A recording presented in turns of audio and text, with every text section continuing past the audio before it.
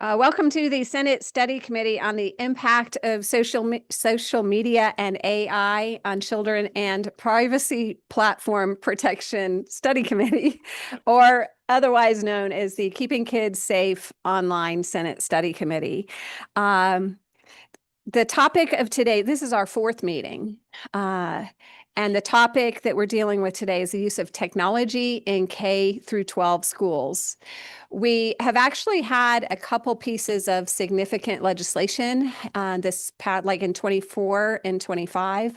One is Senate Bill 351, which part of that is tied up in the courts right now, but the other part, particularly the part that asks local school system to create like technology and social media policies, is under effect now. And in fact, I think the deadline for turning in policies was October 15th.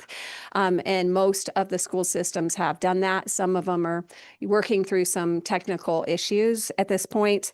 And the other piece of legislation is House Bill 340, which is the bell-to-bell cell phone regulation in schools. And in a moment, I'll introduce Representative Scott Hilton, who is the author of that bill.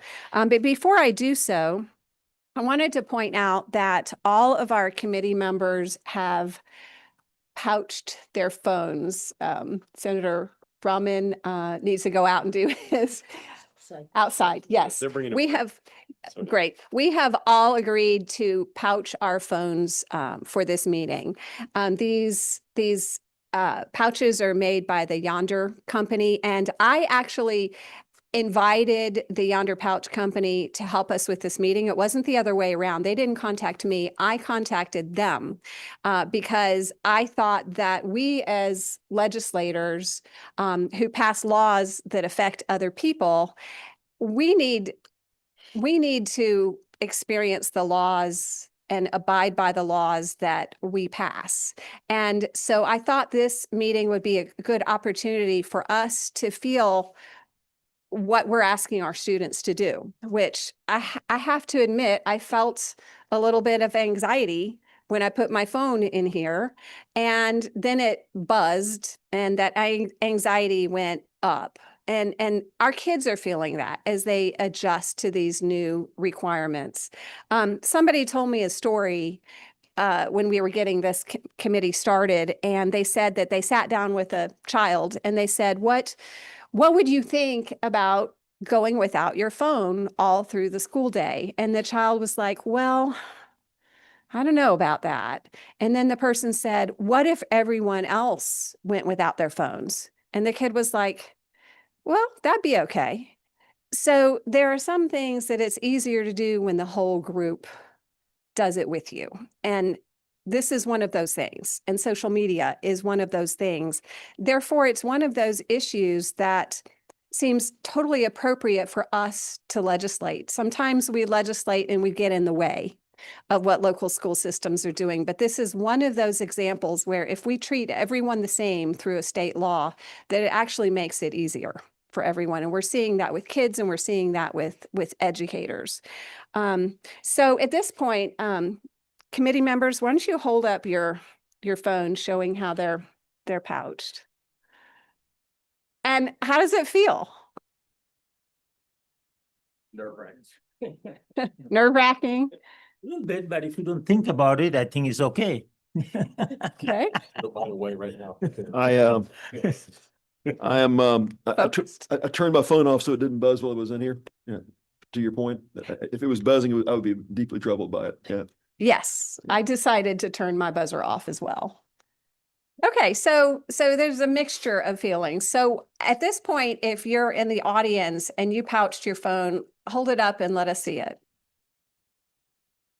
Awesome. Love it. Yeah. All right. And Take a picture. If you're not holding it up, you've been shamed into getting one. that's right. Is there anyone who's not holding a pouch that would now like to go out in the hallway and go ahead and pouch it? Yeah. Just as an act of camaraderie with those of us who did. Your tie's like that. Okay. At this point, I would like to give to hand the mic to Representative Scott Hilton. It is highly unusual for a Senate committee to have a House member invited up. But I have great respect, Representative Hilton, for the legislation that you passed. You really kind of, you stepped out there and you weren't sure how this was going to go. And I think with our presentations this morning, we're going to see that it's going very, very well. But you did not know that when you introduced this bill. Why don't you say a little bit about what that was like? Sure. Thank you, Madam Chair. Thank you, Mr. Chairman, for having me today. Thank you for allowing me to masquerade as a Senate member here at the rules table, no less. I was the author of House Bill 340. One of my most vivid memories about introducing the bill was being on the House floor and calling my wife, like I do with most legislation I introduce, and say, "Are you sure I should do this?" And she usually is a good source of guidance there, because we were nervous, honestly, that what would the pushback be like. And one of my favorite memories, it was about a month ago. It was a Friday.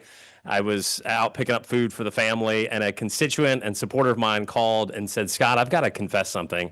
I was very, very upset with you." Oh no, what's wrong? I did not like your House Bill 340 at all. But then my two daughters, their school went cell phone free, and the impact and change I've seen in them has been just so dramatic over the last couple months. And Scott, I was calling tonight to tell you I was wrong. And thank you for that legislation. And it's stories like that. A lot of what we do here at the Capitol seems mundane, but I am completely convinced that House Bill 40 is absolutely life-changing. And we are going to see that in Georgia. We're already seeing it nationally. I have the benefit of having authored the legislation, but I'll be honest, I'm standing on the shoulders of all of you, many states that have passed it. I just have the opportunity to be the one that introduced it. It's going to be wildly popular and successful. We've already seen it nationwide. And so I know we've got a whole panel of experts here that are going to come testify as to what they've seen elsewhere and what they're already seeing here in Georgia. So I'm going to keep my comments short. Over the weekend, I was with my daughter trying to convince her to put up her cell phone, and a song came on our Spotify. And it was a song that came out in June of this year. And I think it really speaks to not only what we as adults are thinking on this issue, but what the next generation is speaking. And so I'm going to read just a couple lyrics and conclude my remarks. The song is by Josiah Queen from the album Mount Zion. It came out in June of 25 this year. It starts like this: "We've got dust on our Bibles, brand new iPhones. No wonder we feel this way. Hey, how have you been? It's been a while, and I'm just checking in. I miss the way things used to be back in 2017, and I just miss my friend." Technology is an incredibly powerful tool, but we've got to make sure to use it the right way and kind of reform those human connections that I think so many of us miss. And so I will leave it at that. Thank you guys for allowing me to be here, and look forward to the presentation. Thank you, Representative Hilton, and thank you for being with us this morning. First up, we have Dr. Abraham Flanagan from Georgia Southern University, who is going to share some really important survey results that Representative Hilton and I have already heard, and I think you're going to find them very interesting and very exciting. Thank you for being with us this morning. Thank you, Senator Harold. Thank you to the other senators. Thank you to the representative for being here today. And I'm here to share with you some findings from a statewide survey that my team from Georgia Southern, in collaboration with the Professional Association of Georgia Educators, has been conducting. And is there a... It is. Is that better? Yeah. Okay. Well, thank you, everybody, again. Thank you, everybody, for allowing me to be here today to present these findings to you. As you'll see, educators around the state of Georgia very enthusiastic in their endorsement of House Bill 340. And I will walk you today through our preliminary findings. The reason why they're called preliminary is because just the timing of this meeting today coincided with, it was pretty close to the wrap up of our data collection. So we finished gathering our final data here relatively recently. And our findings generally have not changed.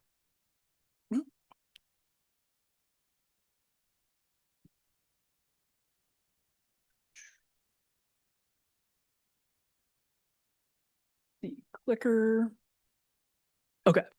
Okay, you take us to the next slide.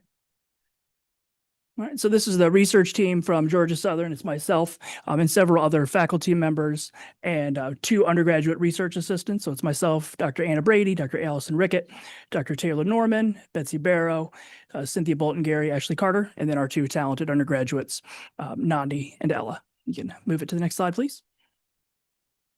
All right, and so for today's agenda, I'm going to talk to you about just a brief literature review that kind of helps set the stage for the research that I'm going to talk with you about.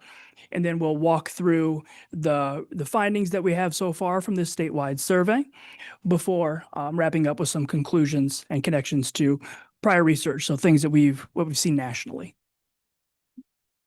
All right, so next slide, please. All right, so just a brief literature review. So the next slide, please. So this literature review slide is just based on other national studies that have been conducted, and we've seen that students aged 11 to 17, about 97% of them misuse their devices for off-task purposes during class, during the school day, so while instruction is ongoing. A typical student misuses their devices for about an hour a day during instruction time. And in my conversations that I've had with folks, when I tell them that a typical student age 11 to 17 misuses their devices for an hour a day, sometimes they're surprised and they think, whoa, I thought it was going to be more than that. I thought you were going to tell me they're misusing their devices for 2, 3, 4 hours a day. 1 hour a day to me is still a shocking and problematic number.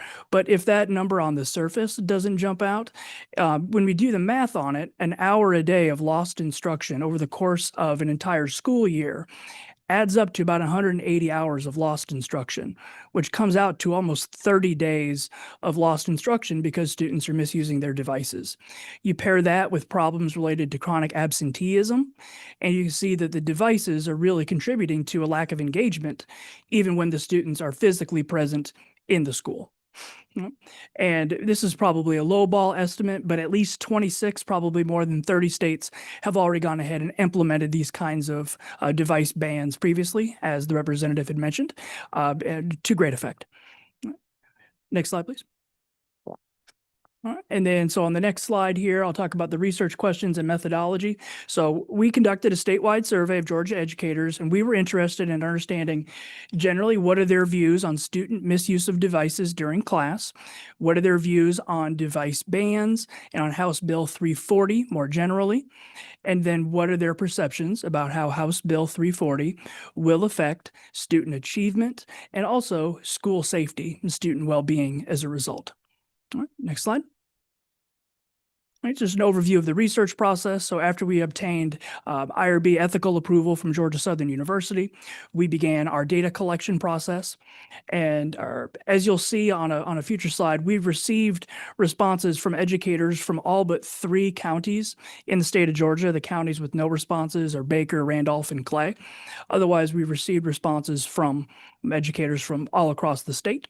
Our data collection was an online survey housed on Qualtrics that participants completed on their own time. It took about 15 minutes for them to complete. The survey was 59 items broken into 8 sections. And when I present the findings here, the findings are broken up across the different sections of that survey. And we received, so right to date, we've received 3,756 responses, and we have a completion rate of about 78%, which means we've got about 3,000 usable responses. And I'll talk about some data cleaning here in a second. But basically, some people will start out, anybody in this room who has completed an online survey probably knows that You get into the survey, you complete the first couple questions and you think, this is going to take me too long, or I don't have enough time for this right now, so I'll come back. And so there were some people who would start the survey and then stop, and then that would log into our system as a submission. And so we had to clean out some of those incomplete survey data. So that's why I said we've gotten to date 3,756. I'm presenting you the findings from through when we had 3,031 submissions. The 78% completion rate is largely due to stop, start later. And so that's what I mean by we had to clean out the data. Next slide, please. All right. And so who took the survey? All right, so you can see that most of our participants were public school educators. So 95% of them public school educators, and a nice little variety of middle school, elementary, and high school teachers. You can see on that donut there on the right-hand side of that slide that we've got about a quarter of the sample were elementary educators, a little more high school educators, and then middle school educators. And so a good, nice sample of educators from all sorts of the different levels of education in the state of Georgia. Next slide, please. And most of our participants were pretty seasoned educators with more than 15 years of experience and primarily classroom teachers. When we began this survey, our goal was to hit as many classroom teachers as possible.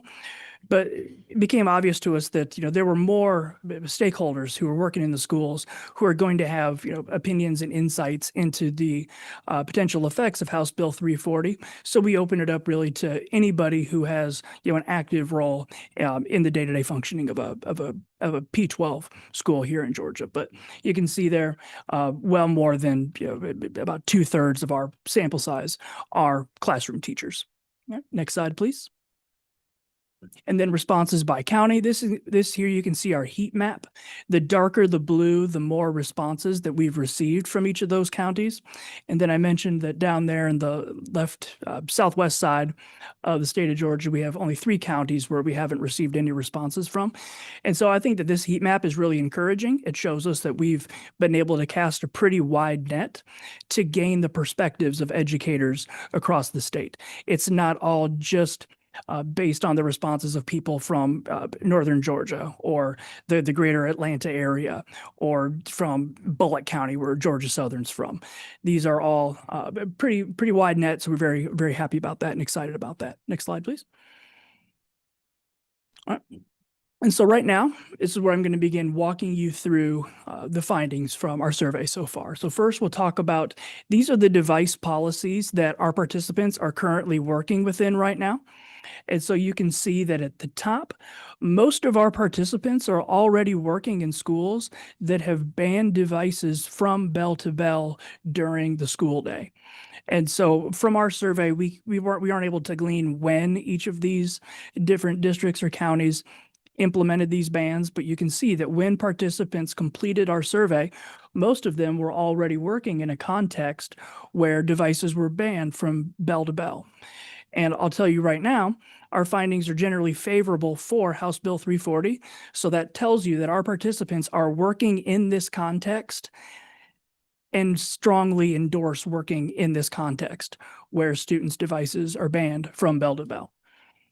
Next slide, please. All right, so device misuse consequences. Next slide.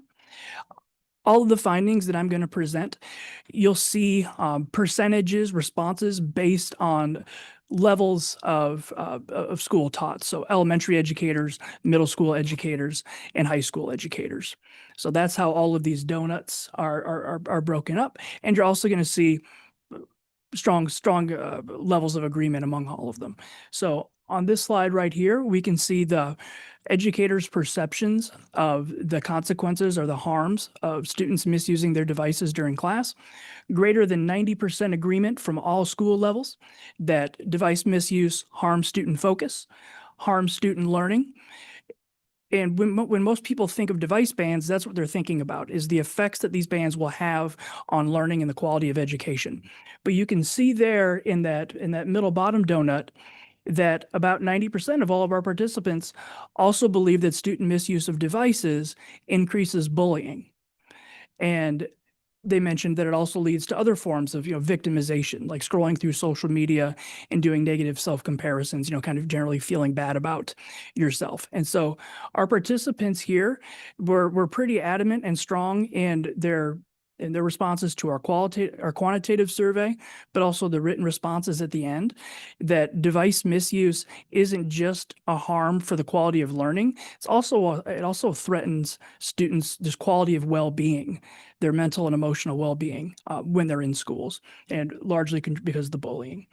All right, so next, how does student misuse of personal devices impact instructional quality? And you can see on these donuts here. And so blue is agreement, and then the yellow mustard color is disagreement. What I think the most fascinating finding on this slide is that most of our participants did not believe that personal devices can be used to support student learning. So they recognize that if I were to have my students pull out their phones and do one of those Kahoot polling interactive games, that might engage and students might learn from that. Their point here is that the downsides from misusing those devices, so all of that distraction and missed instruction, all of the negative effects that it's going to have on their social emotional well-being, which will thereby impact their engagement. Most of our participants believe that the presence of devices in classes just on the surface is not going to lead to a net positive gain in student learning. About more than 90% said that banning devices would not affect their instruction. So if you take my students' phones away, that's not going to make it harder for me to teach. And then most of our participants, and largely gathered in the high school ranks, have said that they've had to adjust their teaching because of student device misuse. So I've had to adjust my instructional practices, my classroom management strategies to keep students off of their phones. And so if we take the phones away, what they're saying is, I won't have to deal with that problem anymore, and I'll be able to go back to just teaching the way that I want to teach. Next slide, please. All right, and so confidence in implementing a device-free policy. So how confident are Georgia educators in implementing House Bill 340? Next slide, please. And we can see that there is a great amount of confidence. Confidence in their ability to enforce a device-free policy. The low end here were high school educators, and they still came in at 78%. So almost 80% of high school educators believe that they're confident in enforcing something like House Bill 340. And most believe that they know strategies to manage student misuse of devices, and they know how to respond if students try to violate or disagree with the policy.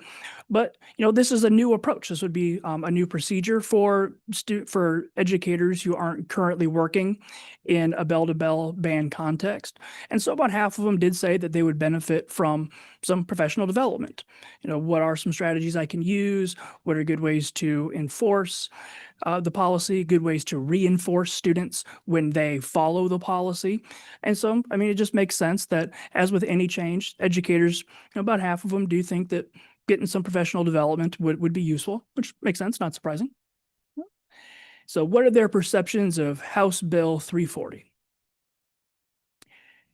The blue bars here are levels of support or agreement, and we can see across the board that 85 to 90% of our participants believe that House Bill 340 will reduce behavior problems in classrooms, specifically bullying that happens in schools. About 93% of all of our participants support or endorse House Bill 340. And an equal number believe that House Bill 340 will improve student performance, student learning as a result. And then we have, oftentimes, if people are concerned about taking away students' devices, they will cite safety concerns. They will cite that, I want to be able to reach my child during the event that an emergency happens, like there's an active shooter situation. I want my student to be able to call and contact for help if they need it. Our findings show that educators in the state of Georgia are confident in their schools' emergency response plans, emergency communication plans, and in the extent to which those plans will keep students safe. And they don't appear to view students' mobile phones as an important element of that safety apparatus. A decent chunk of our participants anticipated caregiver resistance to this policy. Like I said, caregivers want to be able to contact their kids in the event that a situation were to occur. But more than 90% disagreed when asked if banning devices would compromise school safety. So they anticipate instructor resistance out of safety concerns, but the educators themselves don't actually believe that removing students' devices would compromise student physical safety because of the amount of confidence that they have in their emergency response and their and their emergency communication plans. And so now that's the end of my testimony from this PowerPoint. And so I can take questions or I can turn the mic over to Margaret. Come up and you stay. Okay. And then we'll take, since this study was conducted by Georgia Southern University, along with Paige, which we have Margaret, how do you pronounce your last name? Ciccarelli. They partnered, Paige and Georgia Southern University. Paige is Professional Association of Georgia Educators. They partnered for this study. So we're going to have Margaret say a few words and then we'll take questions for the two of you together. Thank you very much, chairs. So to shed a little more light on educator views about 340 and what might come after 340, let's move on to the next slide. And I want to define the terms we're talking about here. We asked about educator opinion on the nuance of some of these policies. So when we talk about educator opinion on bell-to-bell bans, we're talking about what is outlined in HB 340, not using the phone from the very beginning bell of the day to the last bell of the day. There would be no allowance to use phones during recess or lunch. Instruction only ban is what it sounds like. The ban that cell phones cannot be used during instruction, but there is flexibility around that to use phones. And then a restricted policy, which might be something of an allowance for educators to allow students, they might take up the phones or allow students to use the phones to supplement instruction if they think that is appropriate. So looking at educator opinion, moving on to the next slide about these types of bans. And I have to say that we were surprised, delightfully so, at Paige to see how strongly Georgia educators in all grade bands support bell-to-bell bans. You'll see the numbers here for elementary educators and middle grades. And moving on, importantly, to high school grades, how much they support a bell-to-bell. They also support strongly a restricted policy and an instruction-only policy. But when we're thinking about what high school educators think about the bans, they support bell-to-bell and instruction-only at the same rates. Moving to the next slide, talking about the future and recommendations that, should you so choose, might come from this committee or from the House, or wouldn't it be amazing if we had a House bill and a Senate bill moving that would do the same thing? Educators have strong feelings about extending 340 into grades 9 through 12. So again, to review, the existing bill only covers grades 8 through 12. I'm sorry, K through 8. 9 through 12 is not contemplated in 340. And frankly, there was good reason for that. It was only months after the Appalachia shooting that we were reviewing this legislation. We talked about it at the time about whether or not high school grades should be covered. But we felt that changing the culture in K-8 families and schools was the great place to start. But I think it's now time to consider changing the cultures in high schools as well, because these educators and students deserve it. So you'll see that strong support on this slide. And moving to the next slide, some strong educator opinion about state help. While local policies are important, educators strongly feel that they need the backstop of the state and support for a state ban to make this happen and to help our kids and educators in a high school setting. So moving on to the final conclusions, which we hope that will be your takeaways from this, that Georgia educator trends mirror national trends in support for the bands and in support for a high school band in Georgia. And importantly, that the bands make schools safer. Moving on to the grand summary of findings. And do you want to cover these since you wrote this lovely slide? Yep. Yeah, so just kind of a grand summary of what we found here. We found strong support for House Bill 340. I mentioned that most of our participants were classroom teachers. When you do compare the breakdowns into different groups, teachers, administrators, the level of support or endorsement doesn't change. It remains just as strong. Participants largely believe that device misuse is going to harm student learning. It's a threat to student safety in terms of bullying, but not in terms of safety in terms of responding to emergency situations. So educators believe that House Bill 340 will help improve learning, make students safer in their classrooms by protecting their mental health and helping to shield them from additional bullying, does not compromise their safety in an emergency situation if their phones are taken away. And so Georgia educators largely just roundly endorse House Bill 340 and all of the benefits that they believe it would bring for their students and for their educators, and for the quality of instruction they'd be able to give, the professional satisfaction in the classroom, not having to address device misuse, address the added bullying. Educators identified just, a whole bevy of positive outcomes. Thank you for the opportunity to present today. And I also wanted to add for the legislative record for my own children, 2 tweens in middle school and 1 teen. I also participated in putting my phone in a Yonder pouch today. So like the policymakers, the advocates and the researchers are trying to practice what we're preaching. And we appreciate the opportunity to speak with you today about this research.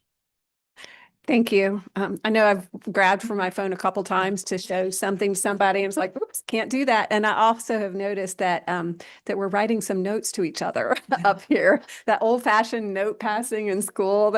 We're doing. I mean, it's it's things about technical things about the meeting that we have to communicate, but they're in written form. It's very interesting. I'd like to take a few moments for members to ask questions. I'd also like to welcome Senator Marty Harbin, who came in and who has pouched his phone as well. So one of the things that struck me as you were making this presentation is the lost instructional time of like an hour. And it occurred to me when I heard that there's a cost to society for that. That's an hour for every student that we are funding. Mhm. And I'd like to point out for anyone who hasn't seen, there's news that DeKalb County Schools, that's my home system, has sued certain tech companies for harm, and that will be proceeding to my understanding is a jury trial. So that's going to be very interesting to watch. It had never occurred to me that school systems could sue for harms, Mhm. but that is indeed happening. That's a big thing. And that data supports that cost Yeah, to absolutely. society. So thank you. This is a very good study.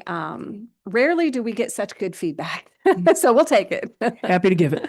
Other members have questions? Senator Harbin? Yeah. I'm curious, since we're passing notes, does this mean we'll make mandatory cursive writing to be taught throughout the schools? And that's a good idea. Well, can we amend your bill? Yeah. We'll amend your bill. Okay.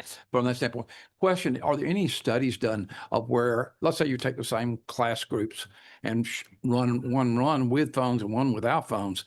I've got to believe that there's studies that would show us that the attention and the grade point levels and what grade score would have to be better. Is there anything that's been done in that area? Most of what I've heard is the teachers saying, I want their attention, but is there something that would show us that their grades are actually better when they're not I'll distracted? defer to Abe on that because Dr. Flanagan approached us because his research to date was on digital distraction. So he is the perfect person to answer that Okay. question. So doing research in schools, especially experimental research, even if it's quasi-experimental, which that would be, because there wouldn't be random assignment to different classrooms, it would just be implementation of the ban and then see what happens. There's little to no research that I know of that has used that kind of a quasi-experimental approach. The research has really just been pre-post. So this cohort of students, what was their achievement? What were their disciplinary issues before a ban went into place? And then comparing those same outcomes after the ban has been put in place. And when that happens, you do see consistent improvement in in grades, fewer disciplinary issues. So you see those benefits, but just the nature of K-12 schooling, it's difficult to run those kinds of quasi-experimental studies, because another added obstacle there is you've got to get parents or caregivers to provide their assent. And if not all the caregivers provide their assent, then that's a confounding variable. So there's a lot that goes into it. But those pre-post studies have consistently shown that learning and behavioral both improve after a ban goes into effect. Interesting, we think that we shouldn't be texting on our phone while we're driving, so maybe we shouldn't do it in the classroom either. Yeah, I agree. That's right, Senator. That's right. Senator Still. Thank y'all for being here. This was wonderful. Curious, the 20% that are like, no, we don't want it. We don't support it. What were their primary reasons why? Well, I think we can both speak to that. One of them was that teachers were worried about being the enforcers. They know that they may be the first line of defense, and they were worried that they might not be backed up by their administrators. And I will add that administrators also participated in this survey, and we're grateful for that feedback. There's skepticism that students will follow it and they won't find workarounds. Some of you may have a burner phone lurking in your pocket that you're touching, even though you put one into a yonder pouch. So I think that was one of the concerns. What were some of the other things cited? Is I think it's important to note that no participant who I know of got into our written response where they could add their additional thoughts or comments. Nobody said House Bill 340 on its surface is unnecessary or problematic. The 20% represent people who are just a little skeptical for some of the reasons Margaret was saying about implementation. So that 20% really reflects people who need to be convinced that a device-free policy would work in their school. And for a lot of the teachers, it was, I'm worried that my administration might not give me the backing that I need. I'm worried that I might be the only teacher in the hallway who is enforcing the policy while the others are being more lax.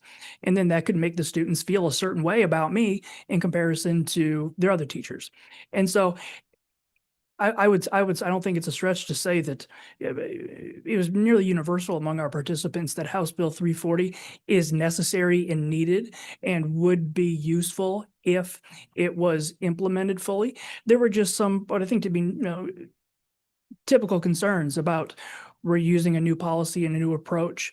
And some people are a little skeptical that it might be that they would get the support that they need, or that it would be fully implemented. And concerned about parental caregiver pushback. I think that was a significant concern expressed not only in the written comments, but also in one of the questions that was included in the survey. But we do want to emphasize that we need everyone's help. We need caregiver help in making this cultural shift, but it will be worth it.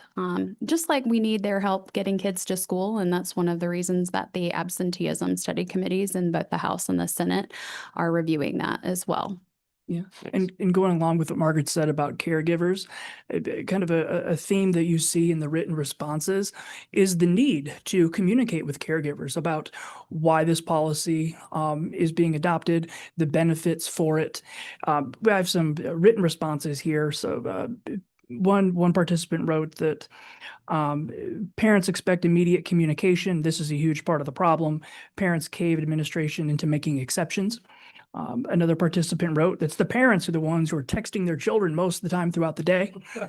And so it seems that, getting the caregivers on board, so some communication with them about why we would have this policy and its benefits, would be useful. And I know that Representative, we had talked about, in the presentation that my team gave at Page headquarters about, the needs of a high school student are different than the needs of an elementary school student in terms of like, jobs, other just kind of real world responsibilities. And so maybe the legislation looks a little different if it's adopted at the high school level than it is for in K-8 to account for that context. And we talked about some possible ways that could go about. And so, yeah, I think that answers the question.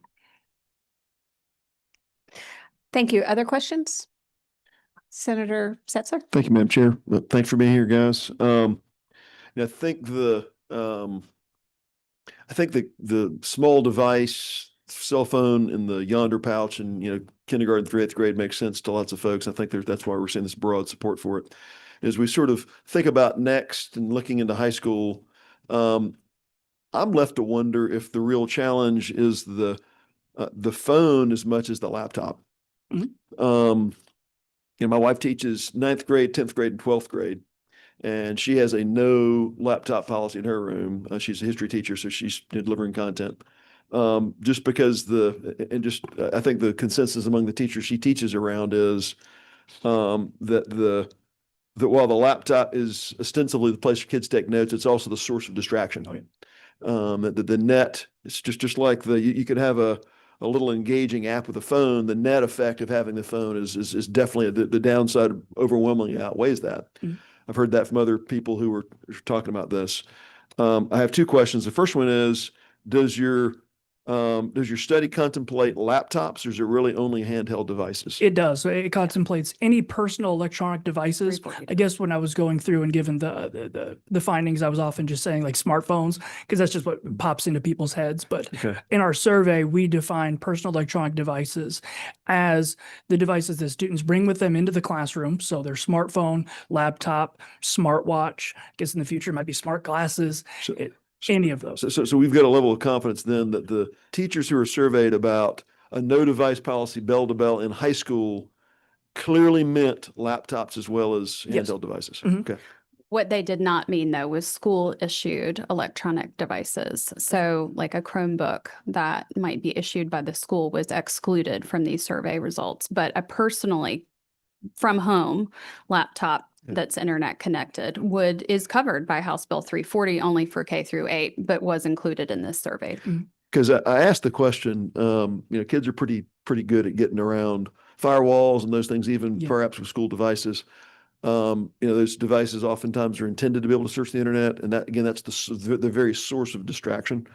So I just, I would raise the attention of, I know parents think about the handheld device. To me, my greatest concern is internet capable devices, laptop, Chromebook devices in the classroom. Even if, you can serve content through it, there's maybe they're not surfing, X-rated websites, but there's still all kinds of distraction to be searching, MSN news and all kinds of things that are going on. I've got real concerns about laptops in general in the classroom. And I wanted to make sure that we're understanding, are teachers saying that, if school provided devices are not included, where are we with school provided devices in the classroom? Because I really think that's still. No, funny. We were just talking about that we met before. We walked across the street to meet with y'all and had a cup of coffee. And said that's it gets very confusing getting into sloppy. That we need more research on this. And frankly, the Senator Harrell asked us for this. And even though it was outside of what we contemplated in the survey, this needs to be the next step, maybe next year's study committee, and maybe a step forward in our research to examine this for under what conditions should we be allowing even school issued devices? What are the best practices for their use? I know Abe has some perspective on this through his his research, but I think we need some Georgia research on it as well. And Senator, Yes.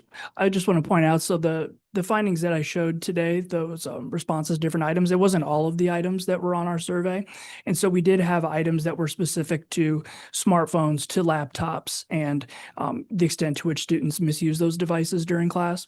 And so we did have an item on there about student misuse of laptops. And not surprisingly, educators largely viewed laptops as a source of distraction when they're used in class. And Madam Chair, I asked that question because it really gets back to understanding what it is that we're saying and we're proposing as policymakers. And then the corollary to that, which I don't know that we've contemplated here, but to me is front and center of the issue, is this issue of devices being the host for e-textbooks.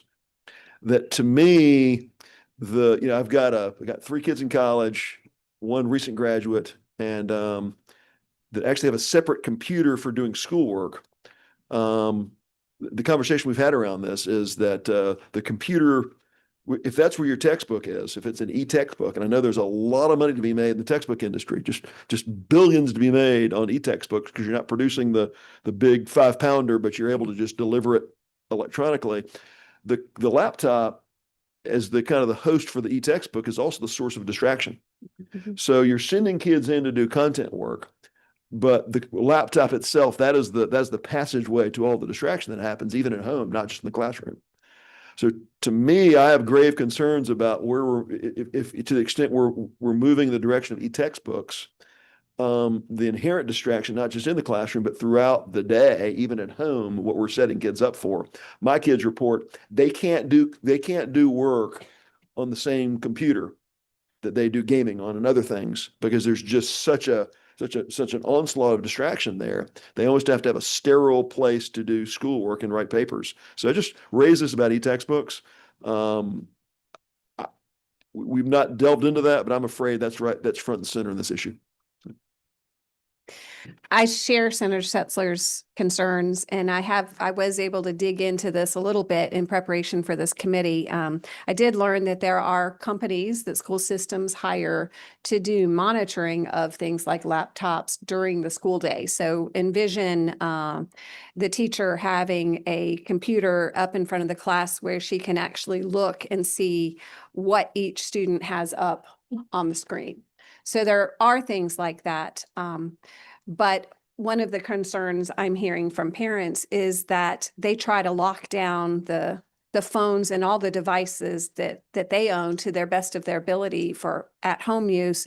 But then the school issued device comes home and it's not locked down in the same way and they lose control. So that is, I think, a concern that's out there for parents. Thank you, Madam Chair. Another question, I didn't make all of it. Is there a provision, and I say parents' concern is if I have an emergency, can I get to make it? Is there a provision made where they can call the school? There's like a 911 call number or a dedicated number for that, where the parent could call and say, hey, I need to get such and such child. I've got to do whatever. Is there a provision in that process which kind of relieves that pressure from parents? That's what I would see. And I know parents who want to be able to instantly get their kids and that portion. And other is there's technology to block as well, cell phones. That's another question. Has that been looked at? Is there any studies like that done where they can actually block the use of it in a room where when they leave the room, it works, where it doesn't work within the room? I don't know if there's been anything looked at like that. I'm not familiar with any research that's looked at those kind of like room by room blocking of Wi-Fi or of cellular networks, but that's certainly a plausible solution for that technology. Okay. And then your first question about, is there a carve out for? Well, for parents, so that we're going to take the phones away.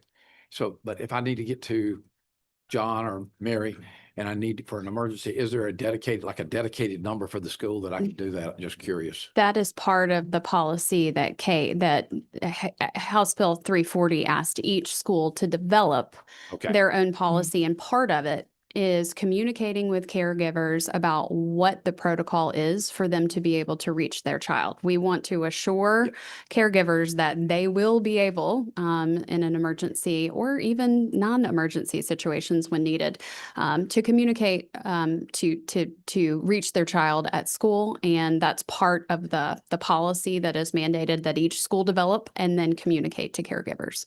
I think that takes the parents' concern away from that standpoint, that as long as they know they've got a way. Right. It's important. Representative Hilton. Margaret, two questions. Number one, you've been in education for a while now. How many issues have you seen that are 90-10? This is the first one we pulled on that is this strongly supportive all across the state, and all through the grade bands. I was surprised. We supported House Bill 340 strongly, as you know, but the degree to which educators support it as well was it should be instructive to all of us about how strongly they feel about it and what they are trying to tell us about how we can best help kids. The legislation doesn't call for full implementation until the start of next school year. According to your survey, a lot of schools have already done it. I think I asked you all this. You may not have the data. Do we know how many systems have gone ahead and put in a ban in place? We do have a slide on that. We can't speak exactly to the system. We didn't hear from 3 counties, but most of the educators in the survey, that was early. What slide is that? So that was I think that's the first slide of the. And I wonder if Department of Education, I don't know if they're in the room, if they keep data on that. It seems like a strong majority have already. Yeah, so Slide 14. Yeah, slide if you're 14. Able to flip back to it. Yeah. Giving us an idea about how many schools have proactively moved, and they have. So what these numbers will tell us are the number of participants who work in schools that have adopted these different approaches. They won't tell us the number of schools. system. We could go back in there. I mean, I don't have that data on me right now. I can go into the data set and do a county by county, how many did educators from this county say that they've have this policy or this policy? So we can go back and do it that way. What we see right here are just grand totals of the number of participants who work in each of these contexts. Thank you. Anyone else? Senator Rahman. Thank you for the study. It's a great study. I'm surprised to even see that we just passed, the legislature just passed a bill not too long ago, and then you all did this study. That's great.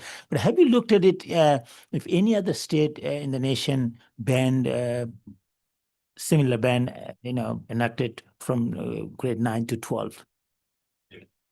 Yeah, Yeah, I Mhm. just want, okay. yeah, there is. That's great. That's great. Something interesting, you said that parent been texting to students. So do we need a bill for banning parents? Yeah. Not to ban them. I was kind of surprised to hear, but personally, I have a son in high school. Sometimes emergency came in that I need to, then I said, well, no, I can't do that. But anyway, it was surprising to me to hear that. Senator, if it'll fly, I'm willing to support a policy that would put parents in detention if they're texting their kids during class. I mean, I'll vote for it. I need to stay in office. Thank you. Appreciate it. Thank you. Thank you very much. This has been very informative Thank and you. good feedback for us. Thank you. Thank you so much. Next up, we have Dr. San Sonu from Children's Healthcare of Atlanta. Did I get your last name right? I forgot to practice. Good. I'm glad I got it right. All right. Good morning, esteemed members of the Kids Online Safety Study Committee, if I got that right. It's shorter than the longer one. And co-chairs Harrell and Still. I also want to thank you, Representative Hilton and Superintendent Rivera, if he's in the room, just for your leadership from a person on the healthcare side who cares very much about this issue. I'm also have a background in prevention, and you have prevented collectively so much unnecessary distress and mental health problems and you will not get credit for it. So I just wanted to, on the record, thank you for that. And thank you for holding this hearing and for this committee. I'm grateful for this conversation and your efforts to act urgently and thoughtfully on what many of us who have the privilege of caring for children have long understood as one of, if not the most widespread, concerning, and yet still socially acceptable threat that exists today, smartphones and social media, from my end, on the developing brain. So my name is Stan Sonu, and I'm a pediatrician and general internist by way of Emory University School of Medicine. I work at Grady Memorial Hospital down the road, as well as Children's Healthcare of Atlanta. And at Children's, I also serve as medical director for child advocacy. And in this role, I oversee content for a program called Strong for Life, which is an arm of Children's that is focused on helping families raise healthy, safe, resilient, and flourishing kids. I'm also a researcher and educator on the effects of positive or negative childhood experiences on development and health over the life course. And it's this mix of roles I hold, plus the fact that I too am a parent, I'm a father of 2 children, ages 10 and 6, that informs my perspective about how truly concerning the use of smartphones and social media is in general, but especially in schools.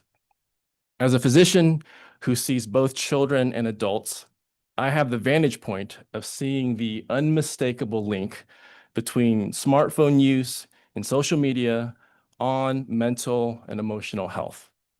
I can assure you that this problem is not limited to only our young people.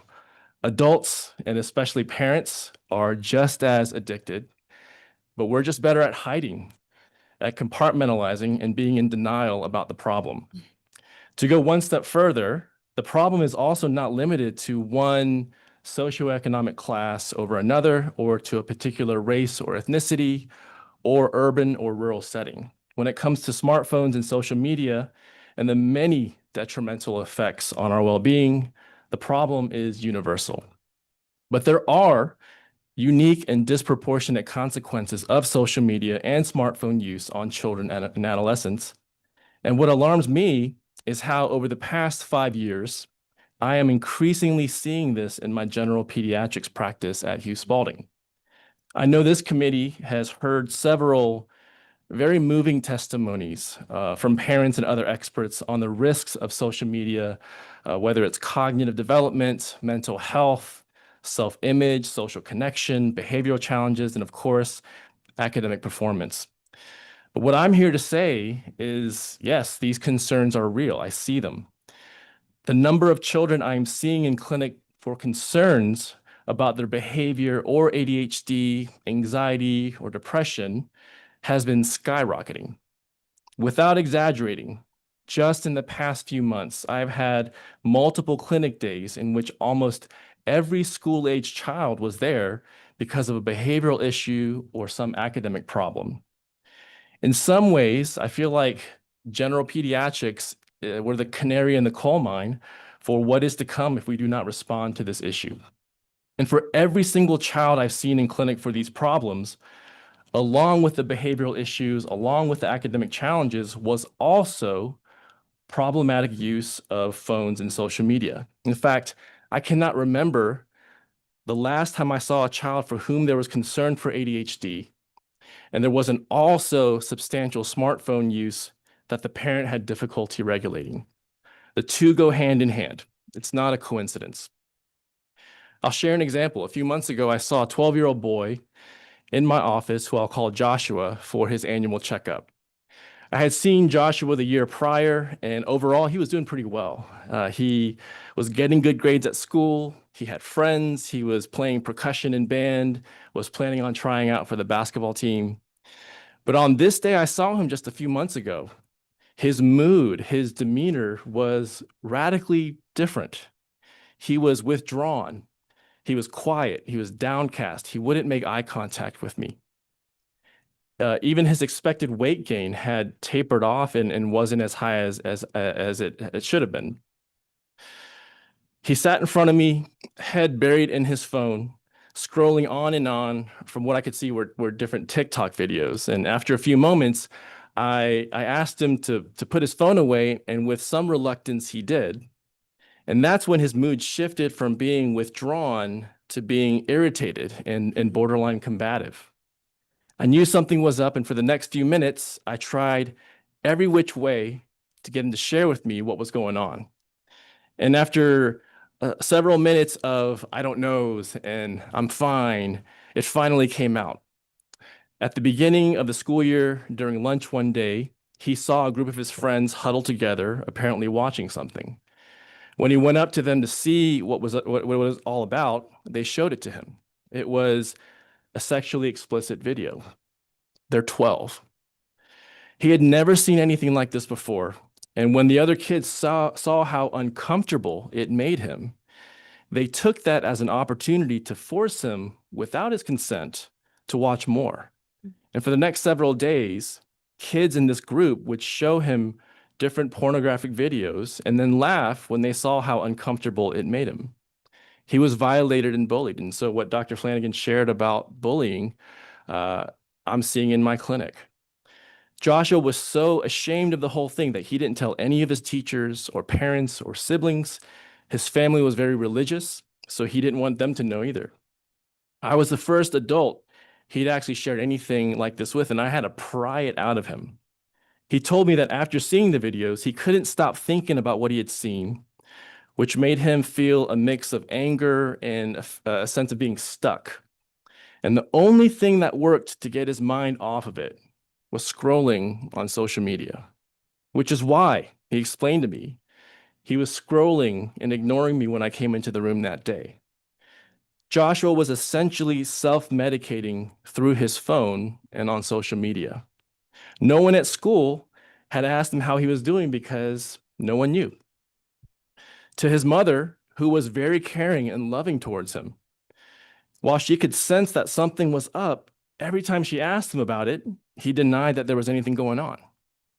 And while she did notice that Joshua was using his phone more, she didn't think anything of it because he wasn't getting into trouble and he seemed to still be doing all of his schoolwork.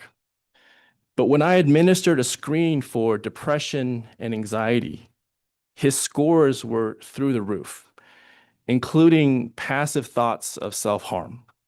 Joshua needed help, but because of how he was able to hide behind the screen, because he had found a way to placate his distress by staying preoccupied on his phone, he was able to hold things together enough on the surface while inside he was suffering alone. No one at his school or home had noticed how he was really doing. He nearly slipped through the cracks. And if I hadn't already known him from the year prior, honestly, I would have thought he was just another angsty teen. So for me, this story illustrates why this issue with smartphones and social media among our youth is not only about its direct effects on mental health, on cognitive development that's been previously discussed. There's something more insidious going on. Smartphones and social media, they take the person who is vulnerable, who is struggling mentally, and further isolates and distances them from real human relationships. Social media is, and I don't say this lightly, it is legalized digital heroin. By leveraging neuroscience to grab a hold of our attention, it promotes this powerful illusion that your real life problems can be pushed aside, that you can forget about them because instead of feeling the distress or pain or sadness or anxiety, that might be a signal that you need to get help or find a person to connect with. What social media offers is you can get a quick hit of dopamine and serotonin, which feels really good and it feels soothing. And sometimes it feels necessary, especially for the developing brain. And so it becomes so easy to get trapped in this cycle of anxiety or distress to social media consumption, to temporary relief or reprieve, back to anxiety, back to consumption, on and on. All the while, the pain that a child might be dealing with underneath stays hidden and far from being seen or understood by those closest to him. So it's this 1-2 punch of social media and smartphones, the direct effect on well-being and development, as well as its anesthetizing effect that dramatically increase the risk that children who are in need will fall through the cracks in our system, even if they are plugged in.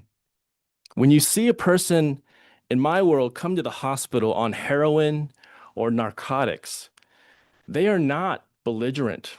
They're not hyperactive. They're not combative. Instead, they're quiet, calm, and in severe cases, they can be so shut down that they might even stop breathing. Similarly, when children are on the digital narcotic of social media, that's when, to the parent or outsider, they seem calm and content because they're not acting out, they're not hyperactive or impulsive. This is why the problem is insidious, because it's not until the problem inside becomes so large and overwhelming that it then becomes visible. And sadly, this is also the point when it becomes a parent's worst nightmare. Our health and educational systems were not built right now to address children who are struggling inside but aren't outwardly disruptive or hyperactive. We see a child who is calm, quiet, reserved, and on their phone, and we leave them alone. Our systems, rather, are better suited to react to the child who is combative or disrupting class in some way. And this is why we're here today. I fully support greatly limiting or banning the use of smartphones K through 12 in schools as a structural and responsible solution to an endemic and insidious problem. Because when a student is hooked on their phone, when they are permitted to use it in schools, even during breaks, it's not so much a question of willpower or their values or respect for authority or their teacher, as it is simple brain chemistry. If the phone is available, they will use it and they will go on social media. No teacher, no adult can compete against a child's brain chemistry for their attention. I saw a recent study in the Journal of the American Medical Association that found in over 11,000 students who all consented to having a smartphone monitoring app on their phone, 94% of them, of which had a time limitation on their phone. So this is a very self-selected group, very conscientious group of students who consented to this. Even among this group, over 70% were on their phones during school hours for an hour or more. And the far majority of what they were doing, of the time, what they were doing when they were on their phones was going on social media. Human beings are designed to thrive in real in-person relationships. Whenever I see a newborn in my clinic for the first time, it's one of my favorite visits. One of the things I love sharing with parents is that when it comes to promoting the healthiest trajectory of brain development for their baby, next to feeding the baby, of course, the most important thing is to promote a safe, stable, nurturing connection with their child, to connect and attune and know their children from the inside out. That's the unequivocal, unmistakable, never-changing game changer. It's not an app. It's not a program or a drug or a TV show or something shiny. It is the grind and loving effort of a committed relationship over the long run that matters. And the more adults a child has with this kind of relational dynamic, the better. It doesn't have to be only the parent. Schools are an incredible opportunity for this kind of relationship for a child. This is the secret sauce, if there is one, for resilience. When we allow smartphones in schools, in addition to impacting their learning, we are systematically undercutting the opportunity for our youth to develop these crucial relationships with their teachers and coaches, school leaders, and other staff. We undercut their potential to be seen because their head is buried in a phone and no one knows that they've been bullied. No one knows that they're anxious and afraid and alone and ashamed. We undercut the village that could exist around the child, the village that can tell them that they belong somewhere and they matter to someone and are always worthy of care and love. Thank you for your time and attention and for allowing me to share these remarks today. Thank you. Thank you. That was very powerful. Especially Joshua's story. That is not an uncommon story at all. In fact, I think I've seen data that says the average age of exposure, first exposure to pornography is like 12. Hmm. And I would say even 8 years ago, within my group of moms that I was close friends with, they kept coming and confessing that their kids had confessed to them what they had seen. And oftentimes it was a group setting. Yeah. You know, when they were hanging out with other kids, that the kids showed it to them. And often I saw a traumatic response. So yeah, Joshua's story is not unique. Senator Setzler. Thank you, Madam Chair. Thank you. What you presented was compelling, relating to kids as adolescents and even young adults. What's the trail of breadcrumbs back? Because as we look prospectively to what's coming up to try to, again, head off these addictions being doubled down on in a school setting, we have people today that are sort of at everywhere in this arc, right? As a clinician, what's the trail of breadcrumbs back for people? How do we get out of this? How do we get it? How does an individual get it? I mean, we're thinking about this broadly as from a policy perspective, but I mean, the root of it is individual changes that collectively have an impact. If you had a person that was 25 years old, 15 years old, that's wrestling with this kind of dopamine addiction, how do you get someone back?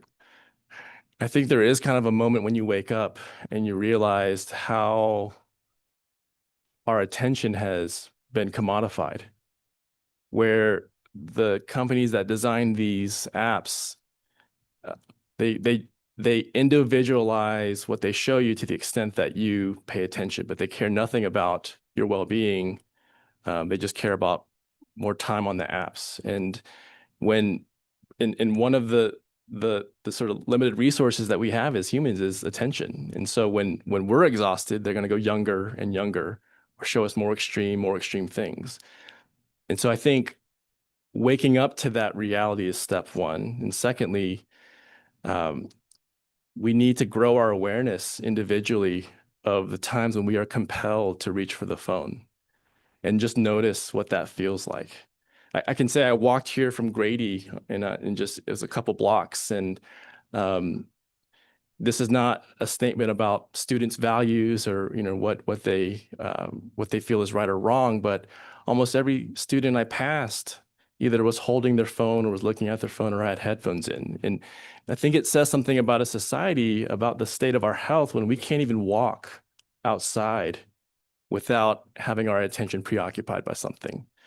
So that would be step one, to grow our awareness of that. And then in place of that, seek to connect with each other in person.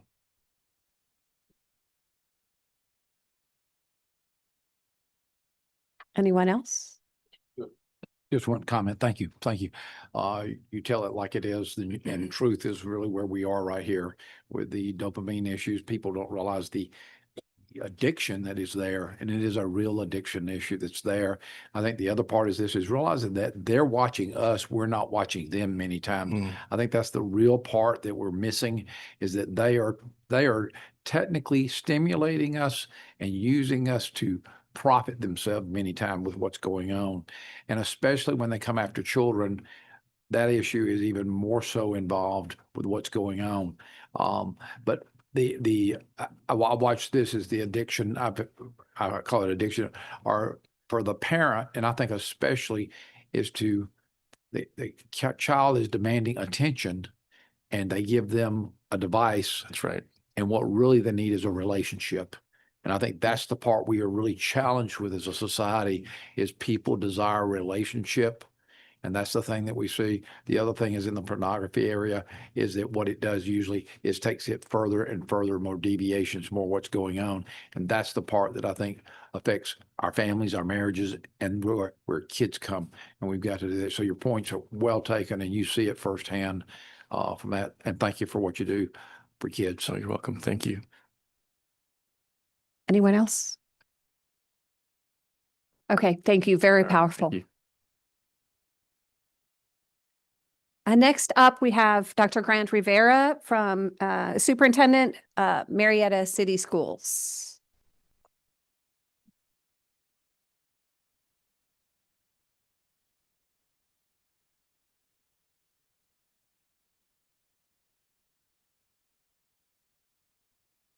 Good morning, Madam Chair, Committee. It's an honor and a privilege to be with you. Senators, Representative Hilton, certainly good to be back with you again. It's interesting to follow my friends and colleagues, both from Georgia Southern, as well as Paige, and certainly Dr. Sonu's perspective as a pediatrician and a partner at Children's Healthcare. What I wanted to offer, really as a superintendent of a district with almost 9,000 kids, former special ed teacher, former high school principal. I know you'll hear from a friend of mine, Susan, here shortly, who's a fellow high school principal. I just wanted to drill down and share with you our experience. And certainly my comments will be a bit brief. I'll share with you some numbers, but you've really been given a beautiful landscape prior to my sitting here in front of you.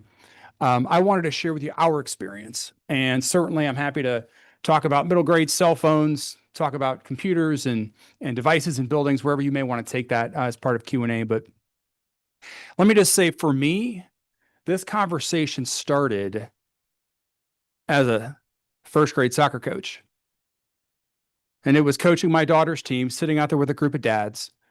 And many of us who had younger children several years ago would talk about, how do we make sure that our kids do better than the high school kids that Dr. Sonu saw walking this morning? No judgment, just a belief that had the tsunami washed over our older adolescents, and maybe we could do something different at younger grades. And I remember a mom who overheard the conversation literally at soccer practice, who brought me the book, Anxious Generation. And when you know better, you do better. And that book really was a tipping point for me around what was our moral and educational responsibility in a school. And we set out to try to do better. And that really, I think, leads to kind of our experience. And I want to just say this, as you think about cell phones and social media, Dr. Sonu made reference to legalized heroin. And I saw some of you write it down. I've also heard it said that if a cell phone were a brick and mortar building, we would never let our kids walk in. And that was really what we set out to address. So next slide. In August of 2024, now just a bit over a year ago, we have two middle schools. We have a 6th grade academy and a 7-8 middle school. We were committed to addressing these 4 dynamics, all of which we've talked about here today. How do you address interruptions of student learning? This idea that cell phones and social media are a catalyst. I will never forget, it's not Joshua's story, but it's a different child in Marietta. And a mom approached me and she said, I have a middle school boy. He was using the restroom in a stall with the door closed and seated. And someone came up and took a picture of him seated in a restroom stall and then posted that on social media. What are you going to do to fix it? Because no middle school boy, I would argue no grown adult, deserves to have that experience.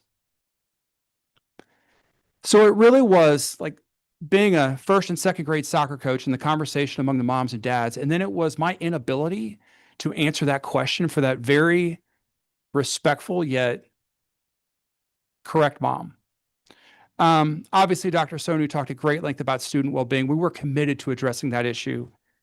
And then lastly, I think we have to acknowledge, and this has come up briefly relative to the Page report, we had policies in place regarding students not having cell phones during the school day. But teachers, they signed up to love kids, to teach kids. They didn't sign up to be the cell phone police. I have to tell you that in Marietta and perhaps across many school districts and schools in our state, we had an inconsistent enforcement of a policy that was right in front of us, which was kids weren't supposed to have their cell phones out, but yet they did at class all day, every day. These were the 4 problems that we were committed to addressing in Marietta starting in August of 2024. So what did we do? Just like each of you, we had students put their phones in yonder pouches. I think it's important, and this was our discussion in Marietta, we had tried telling them to put it away. It didn't work. Kids would say we went nuclear. Maybe we did. But the reality is that, and I think so many of my friends prior have expressed this, When they can reach for their phone in their pocket and it's buzzing or it's in their bag, then it becomes a distraction that an adolescent brain does not know how to manage any better than we as adult brains needed our phones locked up today in yonder pouches. So in Marietta, as kids started the school day, they would lock their phone in a pouch. In grades 6, 7, and 8, they would go all day long. There was no opening the pouch in between classes. Our goal was to make sure that teachers were not the cell phone police. Your job is to teach children and love children. I learned something from Midtown High School. Betsy, the principal there, gave me the best advice. She said, Grant, if this is going to be successful for your teachers, you have to make sure that they have no enforcement responsibilities other than picking up the phone and calling an administrator to come to the office. That's what happens in 6th, 7th, and 8th grade at Marietta. As we set to enforce this expectation that phones are in yonder pouches all day long, they do not unlock them. The idea is that a teacher can focus on teaching, because if they see a cell phone, a burner phone, a broken pouch, anything, all they do is pick up the phone, call an administrator comes to the classroom, and that becomes a conversation between the administrator and the child, and the phone gets returned to a parent only. It was a very simple approach. And Senator Setzel, you can imagine, we're not putting a social studies teacher in the middle of, because what it used to be is warn a kid, call a parent, write a referral. It wasn't working. It hasn't been working. So I want to share with you, first from the perspective of our kids, if we could look at the next slide. So I have a middle schooler. She's now in 7th grade. Trying to get her to give me good news about anything is difficult. But I'll tell you, here's the feedback we got from our middle schoolers. We took kids that prior to our Yonder implementation were in 7th grade. And then after the implementation of Yonder, in 8th grade, the exact same building, many of the same classrooms. We simply went from put your phone away voluntarily, but it wasn't, to we're going to secure your phones all day long. You're going to have them in your possession. I thought this statistic for me was most compelling. We asked our children, and I'll read the question so all can see it. This is on the Georgia Student Health Survey that we give to all students across the entire state of Georgia. The standard state health survey given by the DOE. The behaviors in my classroom allow the teacher to teach so I can learn. 22% improvement pre-Yonder, post-Yonder. And the idea was it was more successful. The kids themselves would tell you that they were able to better learn.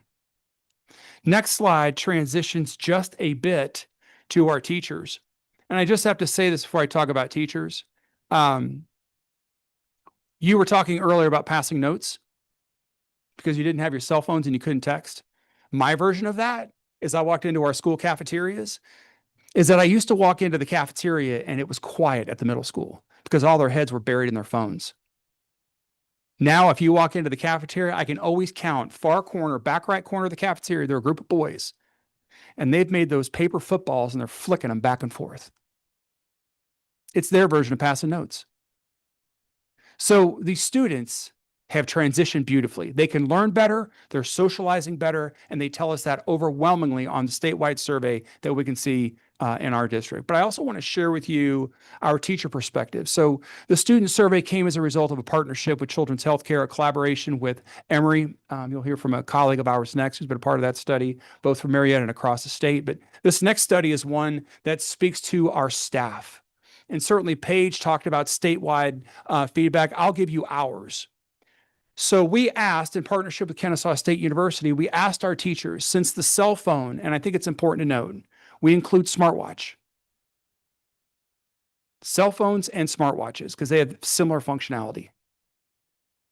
We also, to Senator Setzel's question, said students were no longer allowed to bring their personal computers. They could use their school-issued devices, because otherwise they're going to bypass the exact same functionality. But we said to our teachers, since the cell phone smartwatch limitations were implemented, at this point they had been in effect for a full year, August of 24 through May of 25. We asked them about their classroom environment. Has it helped classroom management, build stronger connections, learning and engagement, peer interactions? 100% of our teachers at the 6th grade academy said it was better. We talked earlier about like 90%, 10%, 100% of our teachers said they were more, their classroom was a better environment. At our middle school, it was 90%. But I also want to talk about this next dynamic, which I know is critically important to each of you as well as Paige. If you go to the next slide, we also ask them about their well-being. So yes, I care about students feeling as if they're going to be more successful. Yes, I care deeply about teachers feeling as if the classroom is more conducive to learning. But I'll say this. The state of Georgia has prioritized teacher burnout, teacher well-being. We cannot afford to lose more caring and compassionate educators in our school districts because they're tired of being the cell phone police. We asked our teachers, since we put this in place, are you less stressed? Do you feel more supported? Has it been more rewarding? And has it improved your overall well-being? These numbers are compelling. 90% at our 6th grade academy, 80% at our middle school. And these numbers really speak to how a pouch for a child changed the experience for an adult. And I'll go one step further. Numbers I didn't need to share, but anecdotally, I can tell you. In partnership with Children's Healthcare and in partnership with Emory, we've done small group over the last year. We did small group interviews and we pulled in staff to say, tell us more, separate from these numbers. Our bus drivers will tell you there's less drama on the bus because they're not jacked up all day. Our coaches will tell you we have more focused practices. We have better games. We have kids that are walking onto the fields of competition and the courts of competition, and they haven't been distracted all day long about whatever they saw someone post on social media. It is pervasive across every corner of Marietta. And I just want to go back and say, Representative Hilton, like, thank you for your leadership to this committee. Senator Harrell, thank you for your leadership. There are a lot of times things happen coming out of this building right here in the Capitol, and we wonder if and how it's going to impact schools. I will tell you that in my 27 years in education, I've never seen anything so impactful as compared to this K-8, bell to bell, no cell. And I will tell you that I remain incredibly hopeful for how you might imagine what the next chapter looks like. And certainly I am available to answer any questions that you may have. Committee members?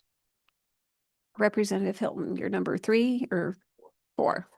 Yeah. Got it. A lot of thanks going around here, but I want to thank you for being a pioneer in this space. And you were instrumental in House Bill 340 and getting that across the finish line. I think it was so helpful for us to hear from practitioners who were out there. And this was kind of a leading edge a little bit in some respects here in Georgia. There was you, and I know we've got a few other districts that kind of started this effort before we did. Just 2 questions I have for you from a practitioner standpoint. Number one, how did you pay for it? You know, that's a common refrain I get is, you know, Scott, where's the money? You know, so speak to that. And then number 2, you know, we always hear about kids are trying to find a way around it. Are you seeing that and speak to that? Yeah. So thank you for the opportunity. So how do we pay for it first? And second, how are kids trying to outsmart us?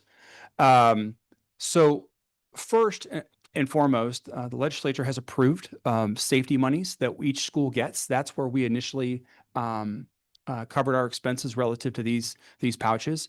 I'll say it more broadly than this. Your time and your money are a reflection of what you value. Your budget is a moral document. And I say that to every principal and superintendent colleague of mine. And it's exceptionally compelling to hear what we've heard this morning, and certainly what we heard last year. You can find the money when it's important, and I think our children are important. But yes, to answer your specific question, we pulled those out of safety and security monies. To me, you know, we've seen that positive impact relative to safety and security. It's an easy correlation. So how do kids get around it? It's interesting.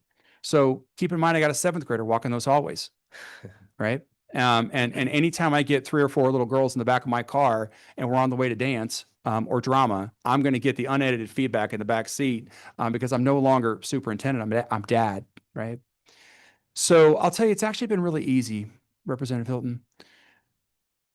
We tell kids to secure their phones. So when they walk in, we expect them, just as you did, to put your phone in a pouch. But I'll be honest with you, if they don't, I don't care because we don't see them all day long. So what happened is, prior to having this resource, the pouch, then teachers, they were out on desks and teachers were playing whack-a-mole all day long. But my own daughter will tell me in the backseat of the car, she'll say, Dad, some kids leave them in their bag all day long. They're actually not locked up. You know what? If I don't know, I'm none the wiser. If it doesn't go off, we don't see it. We don't search kids' backpacks.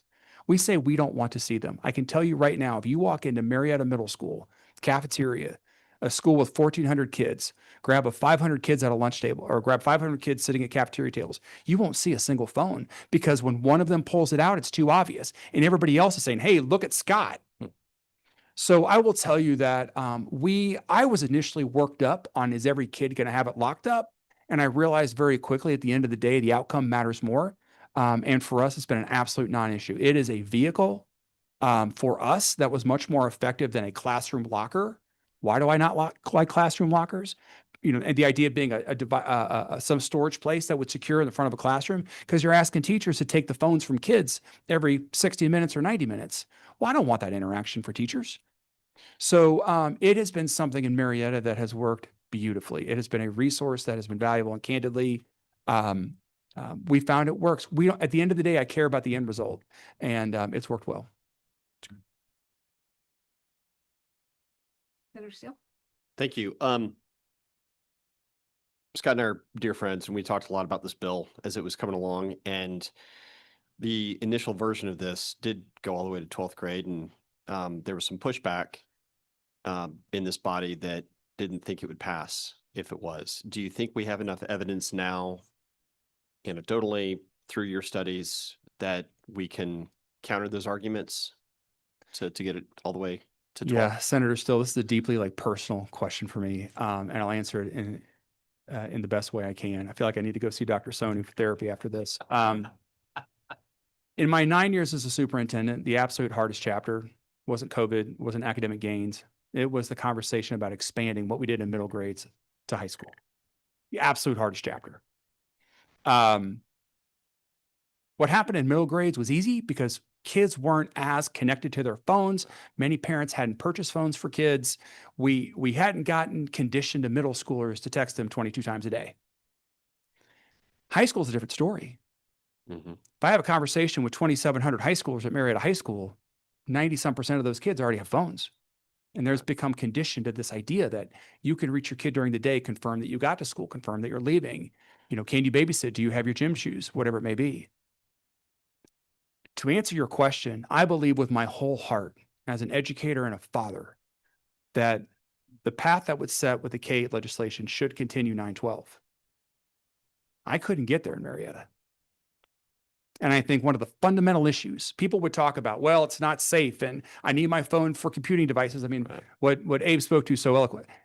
Listen, all of those are dynamics that speak specifically, but the reality is this. I believe families do not, I believe many families think that they have a right to reach their child during the school day. Mhm. And their child has a right to have a cell phone. I believe the concerns outweigh those dynamics. I say all the time, I made it through high school just fine. We can put things in place where if an employer needs to call or something, we do it at middle school. It's no different. But I think that I believe sincerely, especially after Dr. Sonu spoke, that this is compelling. And if anything, it's, in my humble opinion, it is worse at high school than it is at middle grades.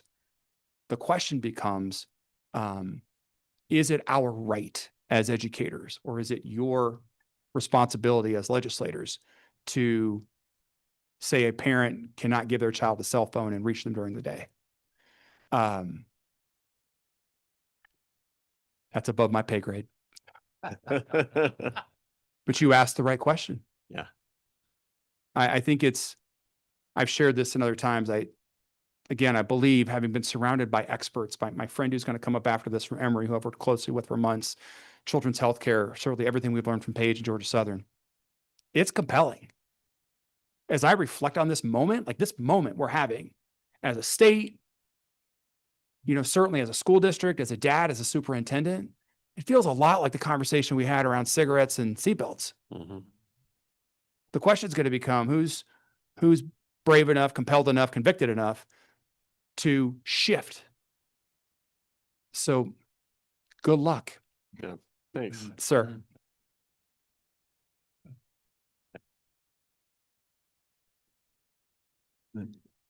Thanks, Superintendent. I'm going to appreciate the candor. It was a hard battle. I'm just going to ask parenthetically for the committee, I don't dispute the thing that Superintendent Rivera said about the difficulty of getting parents to recondition their process. I'm wondering though out loud is if K through 8, the expectation doesn't emerge. Parents who have kids who are in 4th grade now, who never have had a phone, by the time they make through 8th grade without phone connectivity, would it be easier to get those folks to sort of adopt this if the expectation isn't there? This is a debate between my wife and I about how connected you need to be to your kids off in school.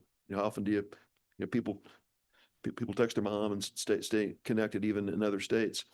I'm just wondering out loud, is there if it's as important as we may believe it is the answer not a hard ban overnight to change behavior in high school that would be a dramatic change? Is there a way to try to phase into this, to sort of set this expectation so that people whose kids are enjoying the benefits of this in middle school now, by the time they're in high school, they grow into high school with the expectation this is going to be the case. Maybe it's a little bit easier population to work with because of the expectations. Most kids at Marion High School probably had a phone of some kind before 9th grade. Many 8th grade, depending on where they were. And that cold turkey change may be hard, but as we condition this, there may be a pathway to get there as we effectuate a culture change. Other senators? Senator Harbin. Thank you. You're in the battlefield. You understand what's going on and you're seeing that. And I appreciate your candor and really telling us like it is. And that's what we need is truth. Question, what's the cost of one of these pouches? Just curious.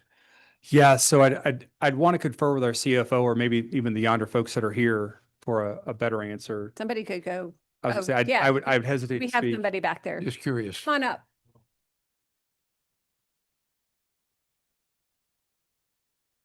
Yeah, so the yonder pouch. I'm Mary Jane for yonder. Come on to mic 2. Which this mic too? Yes. The full price of the yonder pouch is $30 per student. But that includes all the policy creation, consultation, training, magnets, Velcro magnets. So that What's the life cycle of it? 3 to 5 years. 5 years. Yeah, and these are V4, so they're Okay. much stronger. I'm not a smart man, Yeah. but here's what I would say. If I put advertising right here, would we not get people who want to advertise rather than using taxpayer dollars? Maybe we need to give incentives to certain corporations that I won't mention right now because I can think of some. I Well, love we this want- idea. Yeah. Oh, They're gonna try. no. Trying. Well, we could limit that part, Joe. Marty Harvard for state senate. Yeah, Marty Roberts, state senate.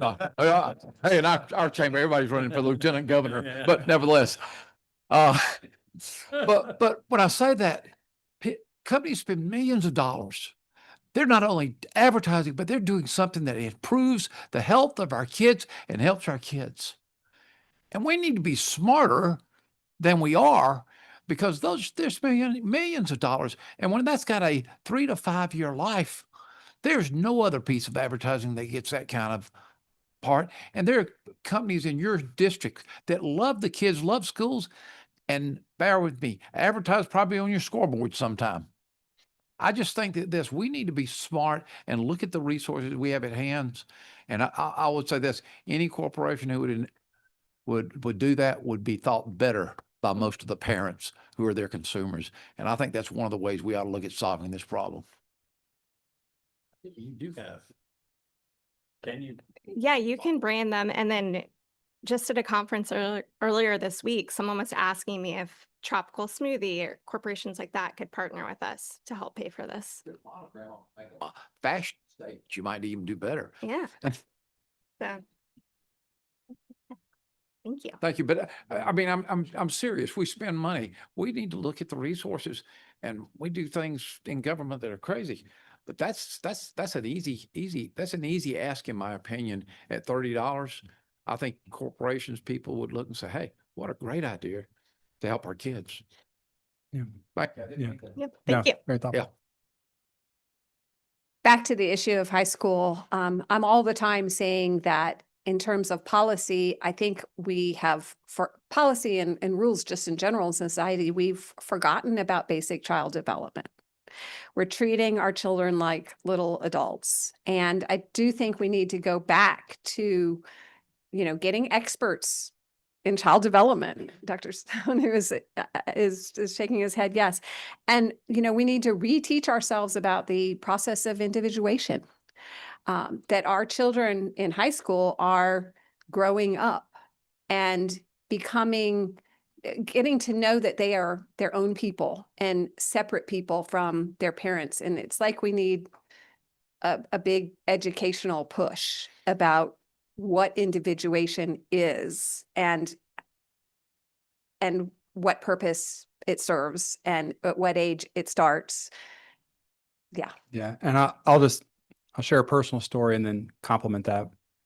So, mentioned my two daughters, although I did coach younger soccer. Now they're in 4th grade and 7th grade. And the other day with our 4th grader, we were at Dollar General, needed to get some school supplies.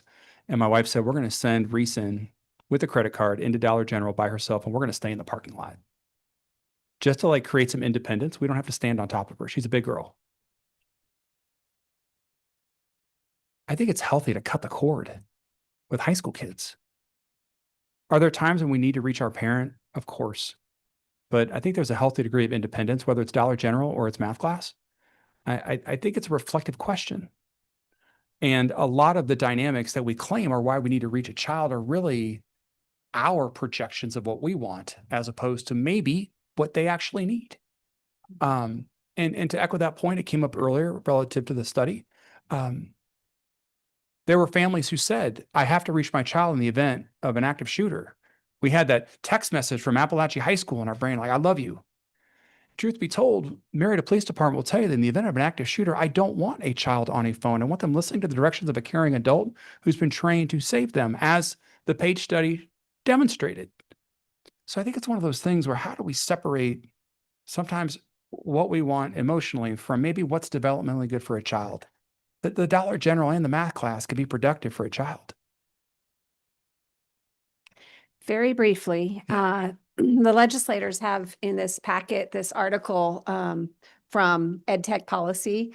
Do school cell phone bans work? What early findings tell us? Can you just very briefly Speak to this. address Yes, the ma'am. Florida study? Well, and I just wanted, it was interesting because after Senator Harrell and I met, I happened to see this article and I sent it and thought maybe it was a simple read. But again, I think it just talks about the importance of acknowledging that, as everyone has said thus far, it does make a difference.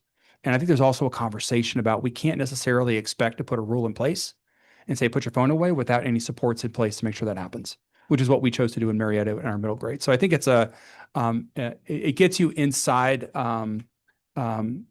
the early studies, and I think it also gives you a very practical sense of some of the dynamics we're talking about. So I offered it to you that day and certainly share it with the committee as well. Thank you very much. Thank you, ma'am. I am contemplating yes, go ahead, Senator or Representative. Yeah. Don't insult me like that. Yeah. I'm just, I was reading the article here and got to the end about discipline and suspensions and stuff like that. And it looked like it was disproportionately impacting some students over others. Do you have, what is your discipline policy, or what did the outcomes look like? The Yeah. discipline. Yeah. So my friend coming up next from Emory will speak to some of that perhaps in general detail. So we have seen discipline drop at Marietta middle grades as a result of this approach. And less fights, less tardies. We don't have a lot, but what we have seen has decreased. And I think for us, I'll say this, and again, I have a child walking those same hallways. Having been in a middle school for many, many years, here's what I know about middle school behavior. If there was going to be a fight at the school prior to us implementing this approach, it would happen right in front of the adults in the most common area where we had multiple adult supervision. And before the first punch was thrown, phones would be up. Everybody knew there was going to be a fight, and they were doing that to have it recorded so they'd look tough. And they did it right in front of the adults so it would get broken up as quickly as possible. We don't have that anymore. Mm. There's no show. And I think for us, our administrators would tell you relative to discipline, and teachers will say, we don't have kids asked to go to the bathroom as frequently. Their bodies haven't changed. They just don't have any reason to go and try to get on their phone in the bathroom. They're not late to school. They're not late to class, rather, because they're not sitting in the hallway trying to look at their phone before a teacher tells them they can't. We've had less physical disruptions because there's no reason to get yourself on a phone or get yourself on a video so you can post it on social media because you throw your phone up in the air, we're taking it. So I think for us, Representative Hilton, it's been across the board. Teachers report kids are more attentive. Kids report classrooms are better. Those innocent, youth behaviors of horseplay and discipline all down. And I think what we're seeing in Marietta mirrors this Ed Week article. Senator Sessler, to your point, change is hard. Adults don't like change. Kids don't like change. I think one of the smartest things we did with 340 was not delay, but push implementation to the start of 2026 school year. That gave systems and kids and families and times to communicate, and I think if we did a expand to high school, we do a similar delay. To your point, to allow kids culturally, because today's 8th graders are going to be in freshman, sophomore. So if we did a 2027 school year implementation, that may give enough time to digest that change. Yeah. And Madam Chair, I don't know if this is a good policy or not. I mean, I'm just thinking about how this is implemented. I mean, this may be a disaster. Do you say, hey, you implement it, and for the first year, seniors keep their cell phones, and then you roll it in, so you're just a year later that it's for everybody? I don't know if there's anything like that you give as a senior privilege. And we've got Michael O'Sullivan and others on the agenda who will talk about other states, and I'd be curious to hear because other states have done a full K through 12. Yeah, and some have done that. I mean, Drop dead. Yeah. I think the greater need is, as has been said earlier, may be at the high school level. Yeah. I mean, it is not without engagement on Superintendent Rivera's part and again, Marietta is a system, and it's a one high school cluster system. I mean, it's 9,000 kids, but it's got scale, but it's also manageable in size, and their parents really feel like they're listened to by leadership. So it's not that parents are going to sort of sit back and say nothing. And Marietta parents are going to engage, right? Right. Amen. Yes. Senator, you didn't ask me the question, but I've known you for many years, and I'll just respond to what you said, if I may. So we thought about trying to roll it up. Problem is in high school, and my friend coming behind me here from DeKalb High School will tell you, you have mixed classes.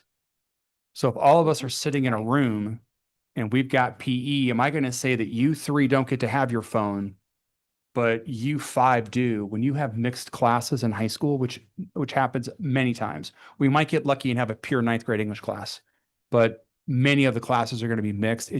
Then you're asking teachers to have to figure out who can and can't have their phone. It's a challenge. It makes a lot of sense.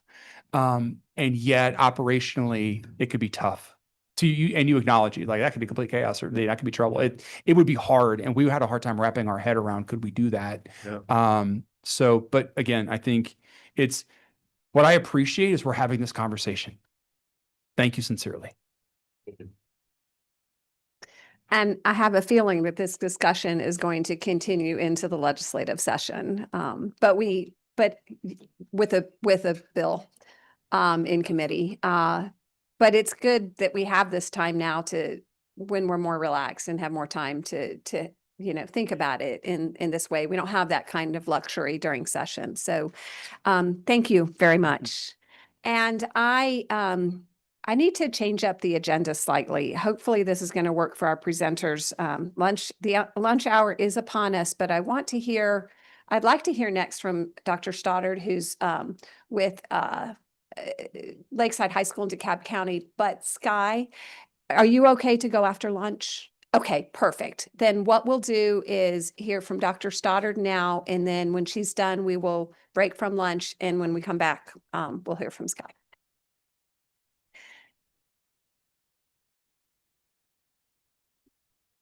This one? Yes. Yes, here? Either one. Either one. They're all here. All right. Hi. Yes. So I guess we're good afternoon now. I'm Dr. Susan Stoddard. I am the principal at Lakeside High School in DeKalb County. So a little bit about Lakeside and a little bit about me, just to give you that background. Lakeside High School is a suburban public school. We have, as of 6 o'clock this morning, we have 2,161 students that are in our hallways. And we average around 2150 to 2250. It fluctuates. We are a Title I school. We're a majority minority. Our largest student demographic is our Hispanic population with 43% right now. And we do have a one-to-one Chromebook in DeKalb County. So our students receive a Chromebook, one-to-one Chromebook. So I'm going to share our experience with Disconnect to Reconnect.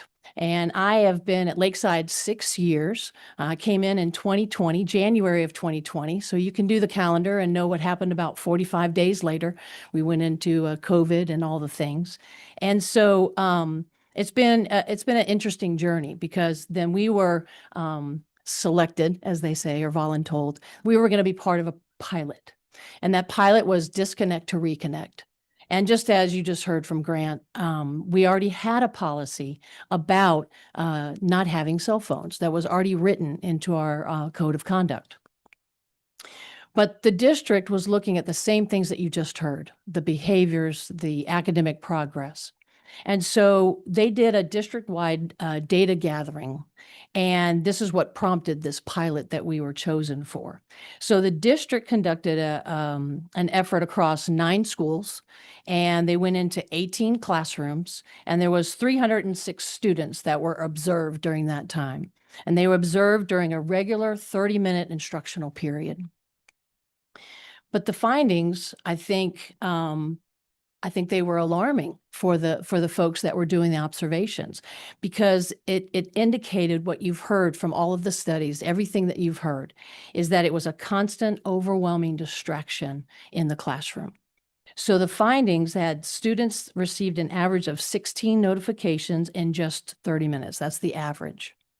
Classrooms were interrupted 298 times on average during that same 30-minute window. 76% of these interruptions were from text messages and social media. So the data provided clear evidence of academic, behavioral, and social disruption caused by these unrestricted cell phone access that students had. So there were 18 pilot schools that were chosen in DeKalb County. There were 10 that were given the Yonder pouches, as you all have today and are experiencing. And then there were 8 schools that received lockers, and Grant had mentioned those, but talked about lockers. There were 5 high schools that were part of this pilot program. So implementation. We were told at the beginning of the year, we were part of that, and trying to get my head around all the things that you just heard from Grant, right? We were a high school, 9 to 12. We had policies, but it was a losing battle for our teachers.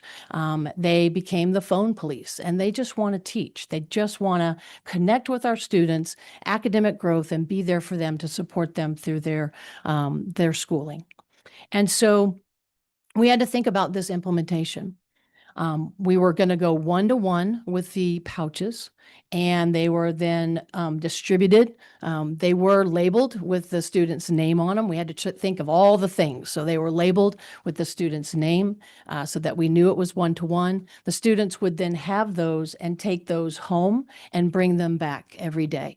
And so that became part of our entry process once we distributed those.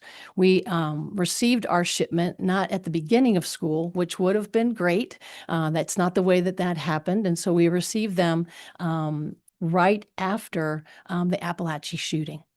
And so that is fresh on everyone's minds. And so we delayed. We were going to distribute those. That was right around Labor Day, if you remember. And so we held off and we distributed those that next week.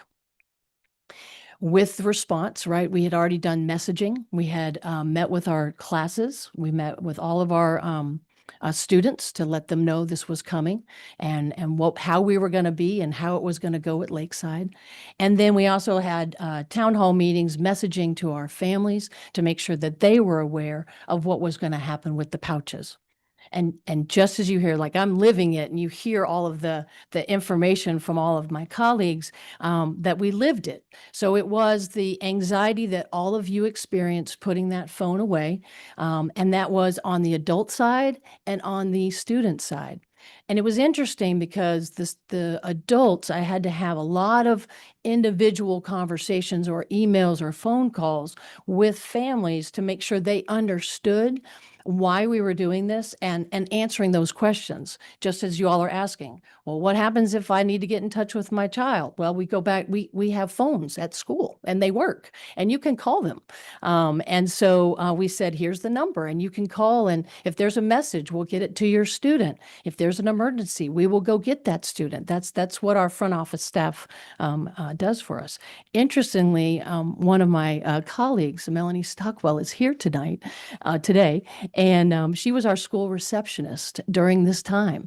So she lived it with me. And so we've been really enjoying this conversation because we lived it. So so we had to do a lot of messaging. We had to make sure that our families understood. And to Grant's point, what if there's a school shooting? Obviously, this is fresh on everyone's minds. And we had to say, well, part of our safety plan is that could be, and I had to say this, I had to be very blunt. It could be the difference between life or death for your child if they receive a text message and that's not on silent. Because if I have an active shooter in our building, they want to do as much damage as quickly as possible before they know they're going to be stopped. And so with that mentality, you have to say safety and following safety procedures is of the utmost. And that silencing of our phones and not making a noise, it's like no one's home. And that's what we preach to our students. When we have those drills, it is literally like no one's home. And if that sound goes off, so I had to have those heart-to-heart conversations. So we had to get the magnets. I know you heard just briefly, and maybe you know now how am I going to get to my phone? So we had to have magnets. We're 2160, so we were about the same number. So a lot of the families, well, how are they going to get to their phones? How are they going to make it to the bus? Well, you'll be amazed. They were running for the magnets when they had the pouches because they want to get to their phone. So the buses were not going to be a problem. And we would hold the buses to make sure everyone was on them. But we had to have some of those just really in-depth conversations to allow families to understand how it was going to work. So met with our PTSA, I met with our PAC, the Principals Advisory Council, the individual responses, as I said. And then we started, and many of you all, if you've been in athletics or anything that you want habits, it takes about 21 days to develop a habit. So for the first 3 weeks, we were at the doors of our building and we were locking and monitoring the locking of all of those pouches as students came in. And so we also have the Evolve machines. Evolve machines are a weapons detector. And so we had gone through that process with, you can imagine, 2,100 students. That's a process of having them come through an Evolve weapons detector machine. We'd gotten that down pretty well, but we'd gone through, some of the tweaking of our process. Parents were concerned, well, if you're locking the phones and you're going through the Evolve, what about instructional time? It's like, that's on us. We're going to make this work and we're going to get them there on time. You get them here on time and we'll get them to the class on time. And so, so we did. And so we went with it. And I have to say, and I echo what Grant said, is that it was a device that set and helped us reset our climate and culture around personal devices. So academic outcomes. So we had increased focus on attention and instruction. There was a faster progression through the curriculum. We had noticed that teachers were saying, I'm not moving through our curriculum as quickly as I have in the past. We just had COVID. So is that educational gap from COVID? What was it? Well, now we know it was a layer. It's like an onion. There were many, many things that were impacting that. And so we had a faster progression through the curriculum. We had fewer classroom disruptions, and I'm going to give you a little bit more on that later. And then we had more positive classroom culture and climate. So the other part of that is, I say it's academic outcomes, but it's stronger peer and teacher interactions. Because if you want a strong academic environment, you have to develop those relationships. You have to have that interaction.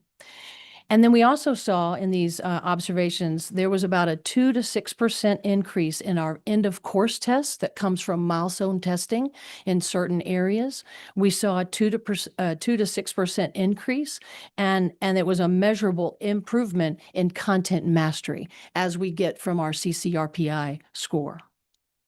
So teacher support and compliance. Prior to the pilot, talked about it was a losing battle. They were fighting a losing battle. The Yonder Pouches established a consistent school-wide policy, creating relief for the teachers and immediate visible results. And just as Grant talked about, I wish I had talked to Betsy at Midtown. I didn't know. We just came up with it and it worked. But we said the same thing. For our teachers, if they saw a phone, because they were supposed to be in the pouch, so it was very visible, if they saw a phone, they just called the front office, they called for an administrator, we went down and we had that conversation with that student. Then that led to a conversation with the family. And just as Grant said, then we released that phone to the family member. We did a progressive discipline. So the first time we gave it back to the student at the end of the day. It just was meeting that. And the next time we have that, then it's going to be one of your family members. And they really didn't like that part. And Ms. Stockwell will talk about it. She wanted to go to that immediately. She's like, no, just have them call their parent. We don't want them to have it. And it really did make a difference, that progressive discipline, because the families saw that we were trying to work with the student, trying to let them self-regulate, because just as you all heard, they had the burner phones. They were putting them in the pouch. Fine, take mine. It's not mine anyway. It doesn't work. The one that works is in my backpack or it's in my pocket. So, so we had that, but we learned. So then that leads me to the discipline improvements. So we have Infinite Campus is our student information system. And so our referrals, any type of consequences go into that system. And so we did a comparison between the years of 2023 and 24 to then 24 and 25. And what we saw was that the total disciplinary referrals decreased by 31%. That's total. Number of students contributing to those referrals, so unique students, decreased by 20%. Out of school suspension, so OSS, out of school suspension, decreased by 14%. And the number of students suspended decreased by 10.4%, so almost 10.5%.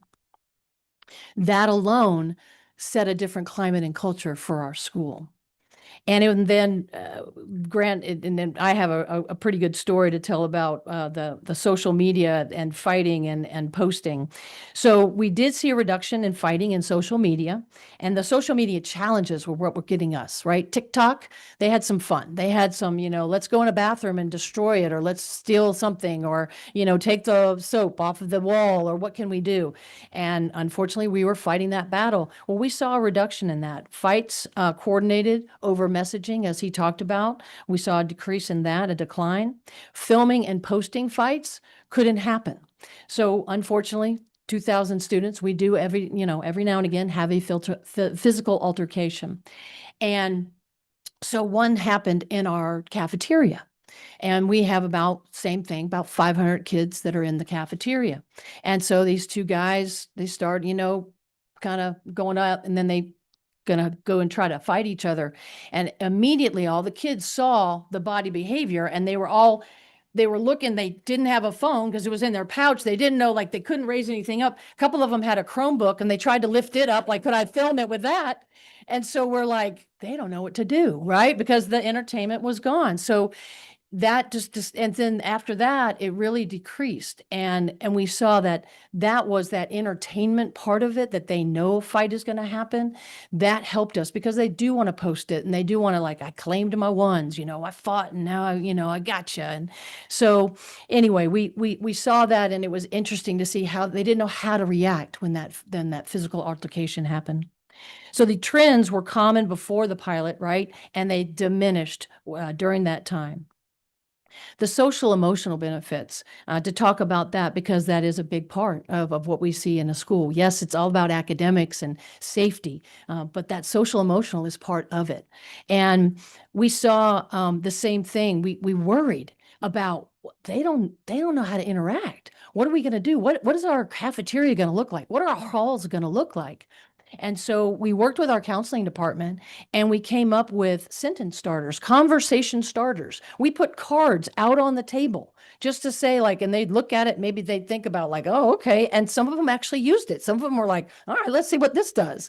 And so we had some of those conversation starters because we wanted to make sure that they felt comfortable in, like, I'm staring across from you at the table because it's only about 6 feet, but 3-4 feet between us. What are we going to do with each other? Because they'd been buried in their phones.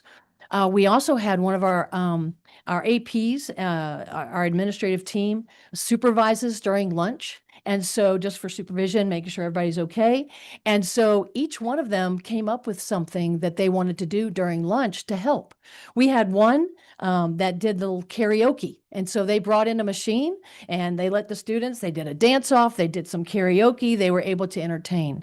We had one that was cleaning out a garage, and he brought in comic books and he put them out, and the kids couldn't believe it. They actually were able to take them. He said, yep, 3 to 5, you can take them and keep them, because he wanted them to go. And they're like, really, we can have them. They were reading comic books. They were involved in that. So we had some social emotional parts of it that we wanted to make sure that our students were supported. And so those games and icebreakers really helped with our students. You heard the joyous, just fun of school in the hallways. They were talking to one another. It was the good energy that you hear. And that was, I think, a big game changer for us. So in closing, the disconnect to reconnect for us, it was transformational academically, behaviorally, and socially.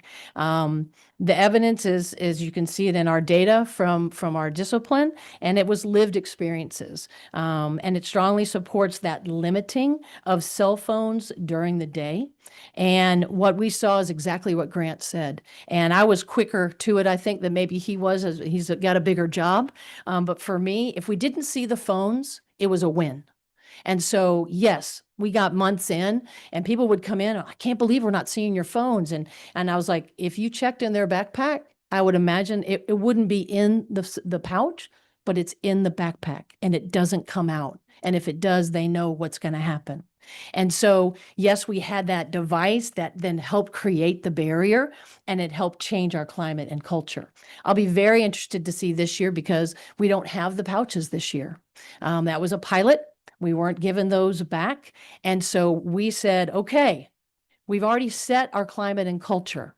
So now we're going to continue. This is what we do here. It is still disconnect to reconnect, bell to bell. They're not out in the hallways. They're not out in the cafeteria. They don't have the AirPods. That was new this year, but AirPods went away. They didn't have the headphones or AirPods. We haven't made the shift to smartwatches. That one was a tough one. And the smart glasses, yes, they are here, and yes, they are out there, but we don't have as many of those. And so it was the headphones and the AirPods. So we're going with that. I'm going to look at the data at the end of this year. I hope that the trend continues. I know that we are not being called to a classroom as often as we were at the beginning of last year, when the dummy phones and all of that was trying to happen. This year, we have a few that call us, and now we're only going to be as strong as that implementation in the classroom for our teachers. But we're excited about the changes that we've been able to see at Lakeside High School. Thank you so much. Thank you. Thank you for a very real story. It seems like what we're hearing is there's kind of a break-in period. And then there's, you call it culture. A culture is established, and there's almost like I'm sure there's a sociologist has a technical term for it, but there's like a conformity that sets in Right. after that break-in period. Yes, So- absolutely. And I think someone said it, and I think you were talking about the story of that. Would you be willing to not have your phone? Right. And when the masses do that, I think that that's what helps is setting that. And I know if you went to some of the different schools, well, we're going to let them have it in the hallway. And I made a plea to my colleagues when we were talking about this year and going into it. I said, if I can say one thing, it made a difference not having it at all because they stay in the social media and even that text messaging, the bullying, the cyberbullying, that drastically was reduced. Yes, they still have their phones at home and that may happen, but they're not stirred up in it in school. And if they can park it at 8 o'clock, we start at 8:05, but if they can park it at 8 and not pick that up, that eliminates so much time that they would stay in that text messaging or social media. Thank you very much. Thank you. Yes, we are going to break for lunch. It is 12:25, so let's come back at 1 o'clock. To the members of the committee, this is somewhat of a working lunch. We have somebody who's going to be with us who has some handouts for us to look at in terms of implementation of Senate Bill 351. So try to get there and so at the mezzanine is where lunch is, and there's enough lunch for presenters. And so we will reconvene at 1 o'clock, and we're going to have another survey presented, but then we're going to shift gears a little bit and start taking up like AI in the classrooms and how that the policy changes that we need to see in terms of adapting to AI in the classrooms.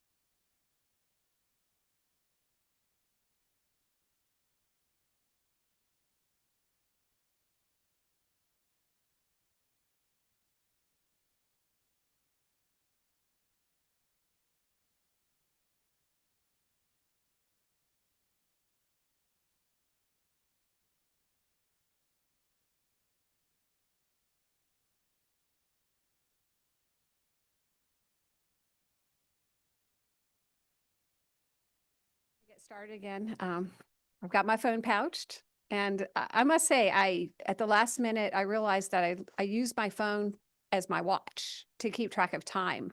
And so I said to my husband this morning, do we have any watches anymore? And every watch we found had had a dead battery.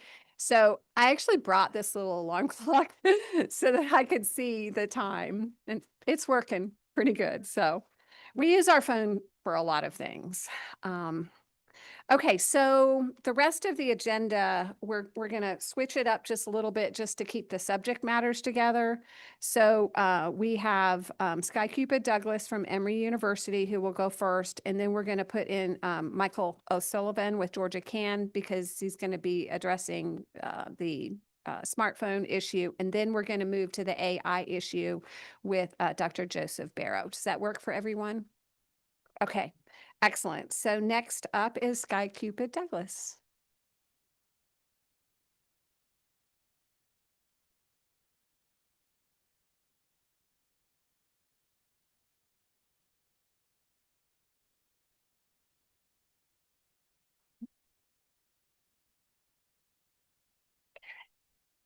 Good afternoon. I also don't have a watch, so good afternoon, and thank you all for the invitation and an opportunity to present the findings from the project that Dr. Gasmararian and I have been working on. So first, my name is Sky Cupid Douglas. I'm a second-year Master's of Public Health student at Emory University, and I've been fortunate enough to work with Dr. Julie Gasmararian, a professor and researcher in the epidemiology department at the School of Public Health on the statewide survey, which serves as a precursor to several statewide efforts to evaluate the effects of cell phone use in schools. So we administered the survey to every school district in the state in spring of 2025. This was done in collaboration with the Georgia DOE and Emory University, and I'm excited to share some of what we found with you all today. Next slide, please.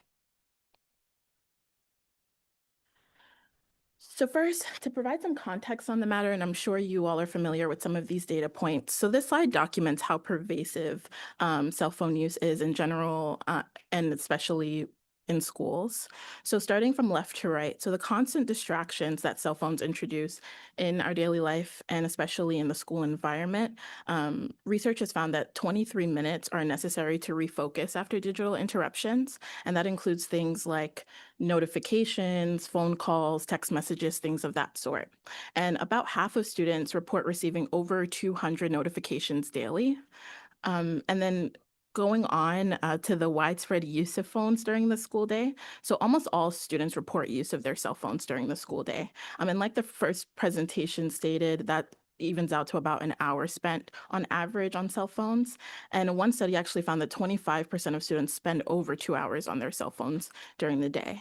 And finally, to address the increasing feedback we're hearing from teachers about the disruption that cell phones introduce into the classroom. So 90% in one study found supported restrictions on devices referring to cell phones as a major distraction. And specifically in high schools, high school teachers say that cell phone use is a daily classroom disruption. Next slide, please.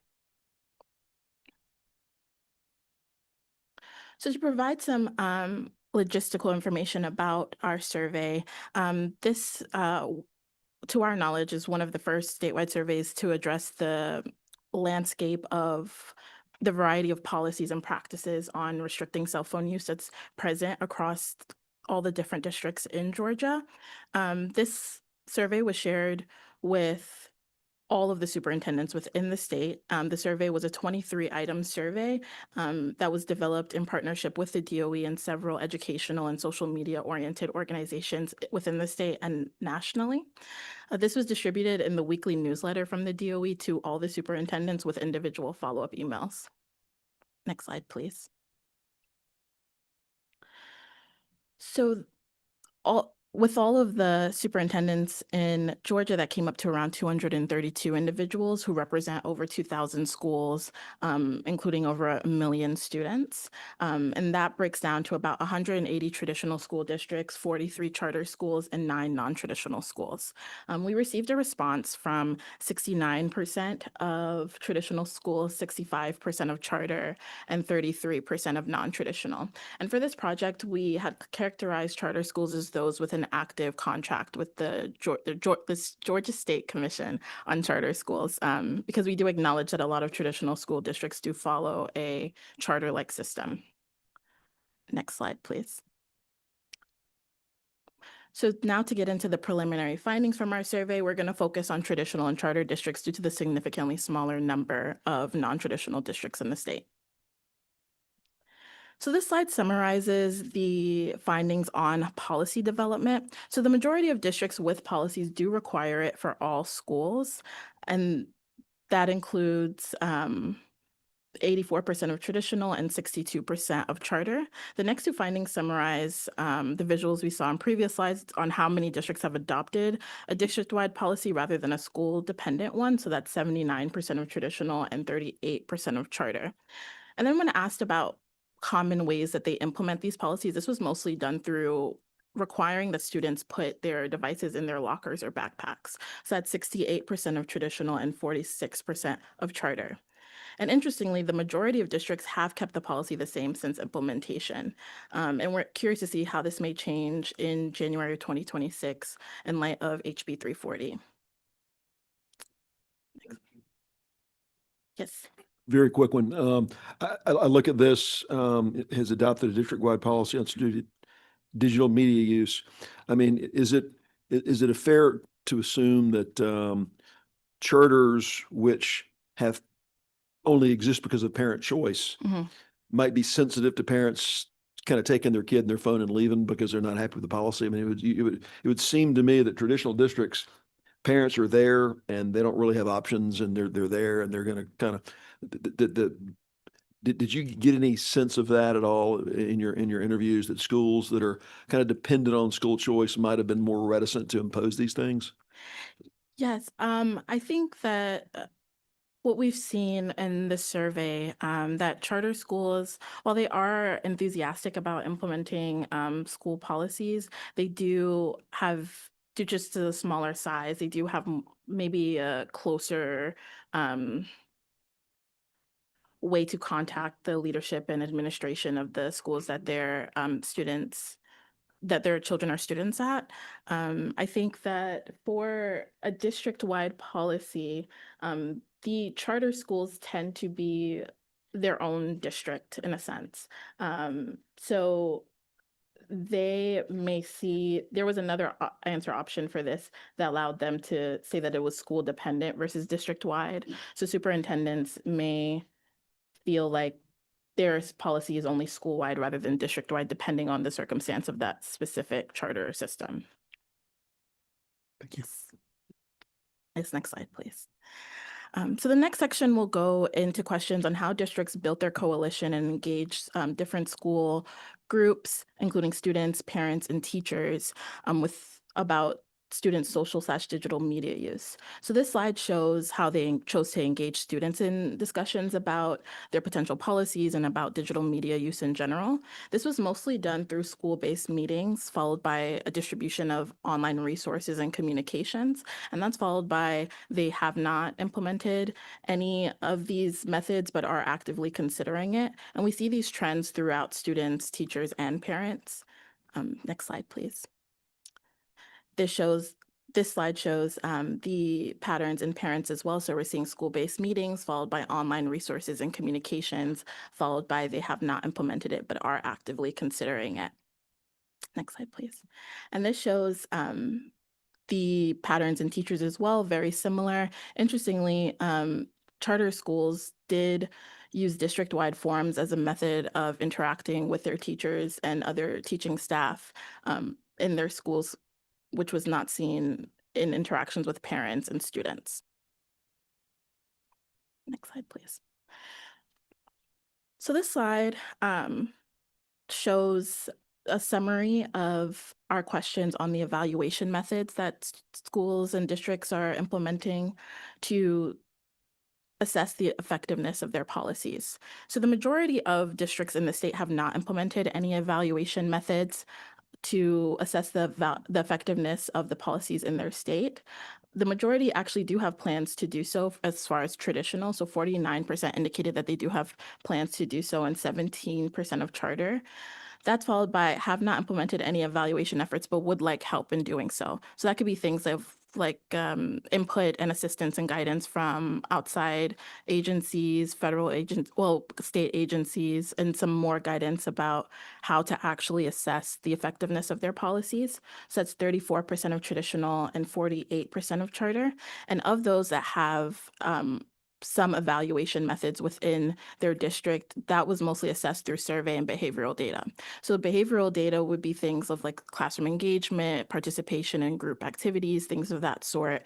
And survey data are internally developed documents that they may share with their school community to assess perceptions about school policy and future intentions with the policy. Next slide, please.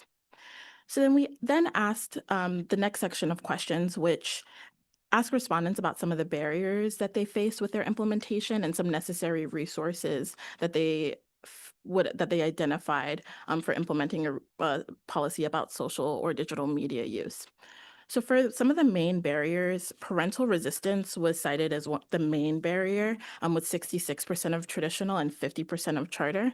And that was followed by lack of staff time. And that was followed by lack of financial resources and then lack of staff training. And for this question, respondents were also allowed to write in responses. And one of the most common write-in responses described inconsistent enforcement between schools. So schools were virtually operating under different policies or not operating under a policy at all, even if there was a district-wide policy that was available for them. Next slide, please. The next question asks about resources that would be helpful in implementation. So the most common was funding for pouches with 63% of traditional and 68% of charter districts. And this could be helpful in potentially implementing a completely phone-free policy. And that's followed by curriculum about social/digital media use with 71% of traditional and 41% of charter. So this again speaks to the previous slide where districts are maybe looking for additional support, external support in developing educational guidance and maybe some support in evaluating the effectiveness of their policies. And that's followed by staff training, which aligns with the previous slide where lack of staff training had been identified as a main barrier to implementation. Next slide, please. So next we're going to get into the strengths and limitations of our project. So although we would have loved to have a 100% response rate, the response rate that we received between 65 and 69% was pretty high for survey research, and we feel comfortable that these are representative of Georgia schools. And while there's really no question that the strong support from the Georgia DOE really facilitated our higher response rates, and they were really instrumental in the distribution of the survey and the development of it. And the survey was conducted prior to that January 2026 start date of HB 340. So this will serve as valuable baseline data to compare with subsequent iterations of this survey. And finally, this is such a timely topic and is really moving us forward with identifying possible solutions and developing the infrastructure to address rather than just highlighting the extent and impact of the problem. Next slide, please. So despite these strengths, there are a few limitations that I'd like to note. The survey was sent out towards the end of the spring semester, which may have limited our response rate. That tends to be a busy time for schools. And with that, some of the superintendents may have been transitioning out of their roles, or we didn't have the correct information for them. And then we had many discussions about if the superintendent was the best person to contact for this survey. We saw in the first presentation about targeting educators and teachers. For this, we felt that superintendents would be aware of the policies happening within their district. And we also felt that reaching out individually to schools rather than districts would also lower our response rate as well. And finally, as we're looking at the impact of policies on certain outcomes like academic performance and overall well-being, we do want to acknowledge that not all schools have the same academic data available, specifically charter school systems, which may affect the reporting process. Next slide, please. So next, just finally, I'm going into the future implications of this project and some next steps. So we're continuing with our analysis on differences of outcomes by grade level, by school size and locale differences. So if urban versus rural schools. And then towards the end of this year and to the top of next year, we're looking to identify 3 case study schools that will serve as examples of best practices be able to highlight different recommendations they have for implementation, possible challenges, and potential solutions. And this will be distributed on Georgia DOE platforms. And Atlanta Public Schools has reached out to Dr. Gazmarian for a potential partnership to evaluate the effect of their cell phone policies on academic performance and overall well-being for their students. Next, there will be a second statewide conference happening next year to give updates on this project, the second iteration of this survey, and increasing attention on this topic, just making sure that everyone is tuned in and aware of the developments in this space. And finally, just the ongoing collaboration with the Georgia DOE and GEMA, the Georgia Emergency Management and Homeland Security Agency, with their focus on the effects of cell phone policies on specifically cyberbullying patterns. And thank you all for the opportunity to share and present. And this is our emails on the slide for reference as well, but please feel free to ask any questions. Thank you. Thank you. Committee members have any questions? Thank you very much. Yeah. I might call your attention to this folder we were all given at lunchtime. There is a couple of interesting documents. One is starts with Georgia's Protecting Georgia's Children on Social Media Act. Looks like this. It has it pulls out some of the deadlines for Senate Bill 351. All the school districts have been working on their acceptable use plan policies, and they should be getting them turned in. They should be turned in now already. And then the other interesting thing in this folder is some legislative and funding recommendations. And what really stood out to me in terms of this research saying that funding is an obstacle to implementing this is to expand, number two, to expand the QBE funding formula to add digital safety and productivity systems as an approved category in the QBE formula. That makes a lot of sense as these issues are being dealt with and seeing such positive outcomes. It makes sense to support the funds that the schools need to implement this as part of the QBE funding formula. So just a reminder to take a look at this. It's got some interesting ideas in it. Okay, moving on to Michael O'Sullivan with Georgia Can. Thank you. First off, thank you so much for having me. Working on this bill has been one of the more enlightening and I think impactful piece of legislation that we've worked on, and I appreciate working with Chairman Hilton to get this bill done and to see the strong bipartisan support that this bill had throughout the legislative session. It's rare that you see such collaboration on such an important policy. I am thankful for all of the partners that we've gotten to work with, including Paige and ExcelinEd. A bill that really brings together all the different groups. Heading into the creation of this bill, we at Georgia Can, and I should say Georgia Can is a nonprofit education advocacy organization working to improve the quality of education in Georgia schools. This bill perfectly fits into that. As one that directly impacts student achievement. And in designing this bill, we spoke with numerous policymakers across Georgia, across the country, to see what they were doing, the ins and outs of how the bill design works. We spoke about many of the aspects that have been raised today, things like personal electronic devices, bell-to-bell versus instructional, how safety works into this, how parents interact and the importance there about suspensions and disciplinary actions. So we have heard from how other states are dealing with these as well. We've also worked with our parents, and we've got thousands of members from across the state, and we've talked about this bill with them since the session. It is overwhelming in its support, and I would say the number one question I get asked is, why not high school? This is great, why not high school?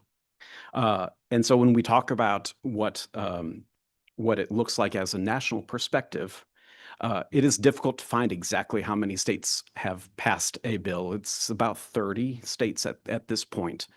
As far as I'm aware, Georgia's the only state that carves out high school. Every other state is K-12. High school's where the problem is, and that's been ignored to date for valid reasons, but Georgia's an outlier, and that should be addressed. When you talk about support, and we actually did some polling earlier this summer, removing cell phones in schools, as has been talked about before, immensely popular. So this is a poll that we conducted this summer. This is of Republicans in the state of Georgia.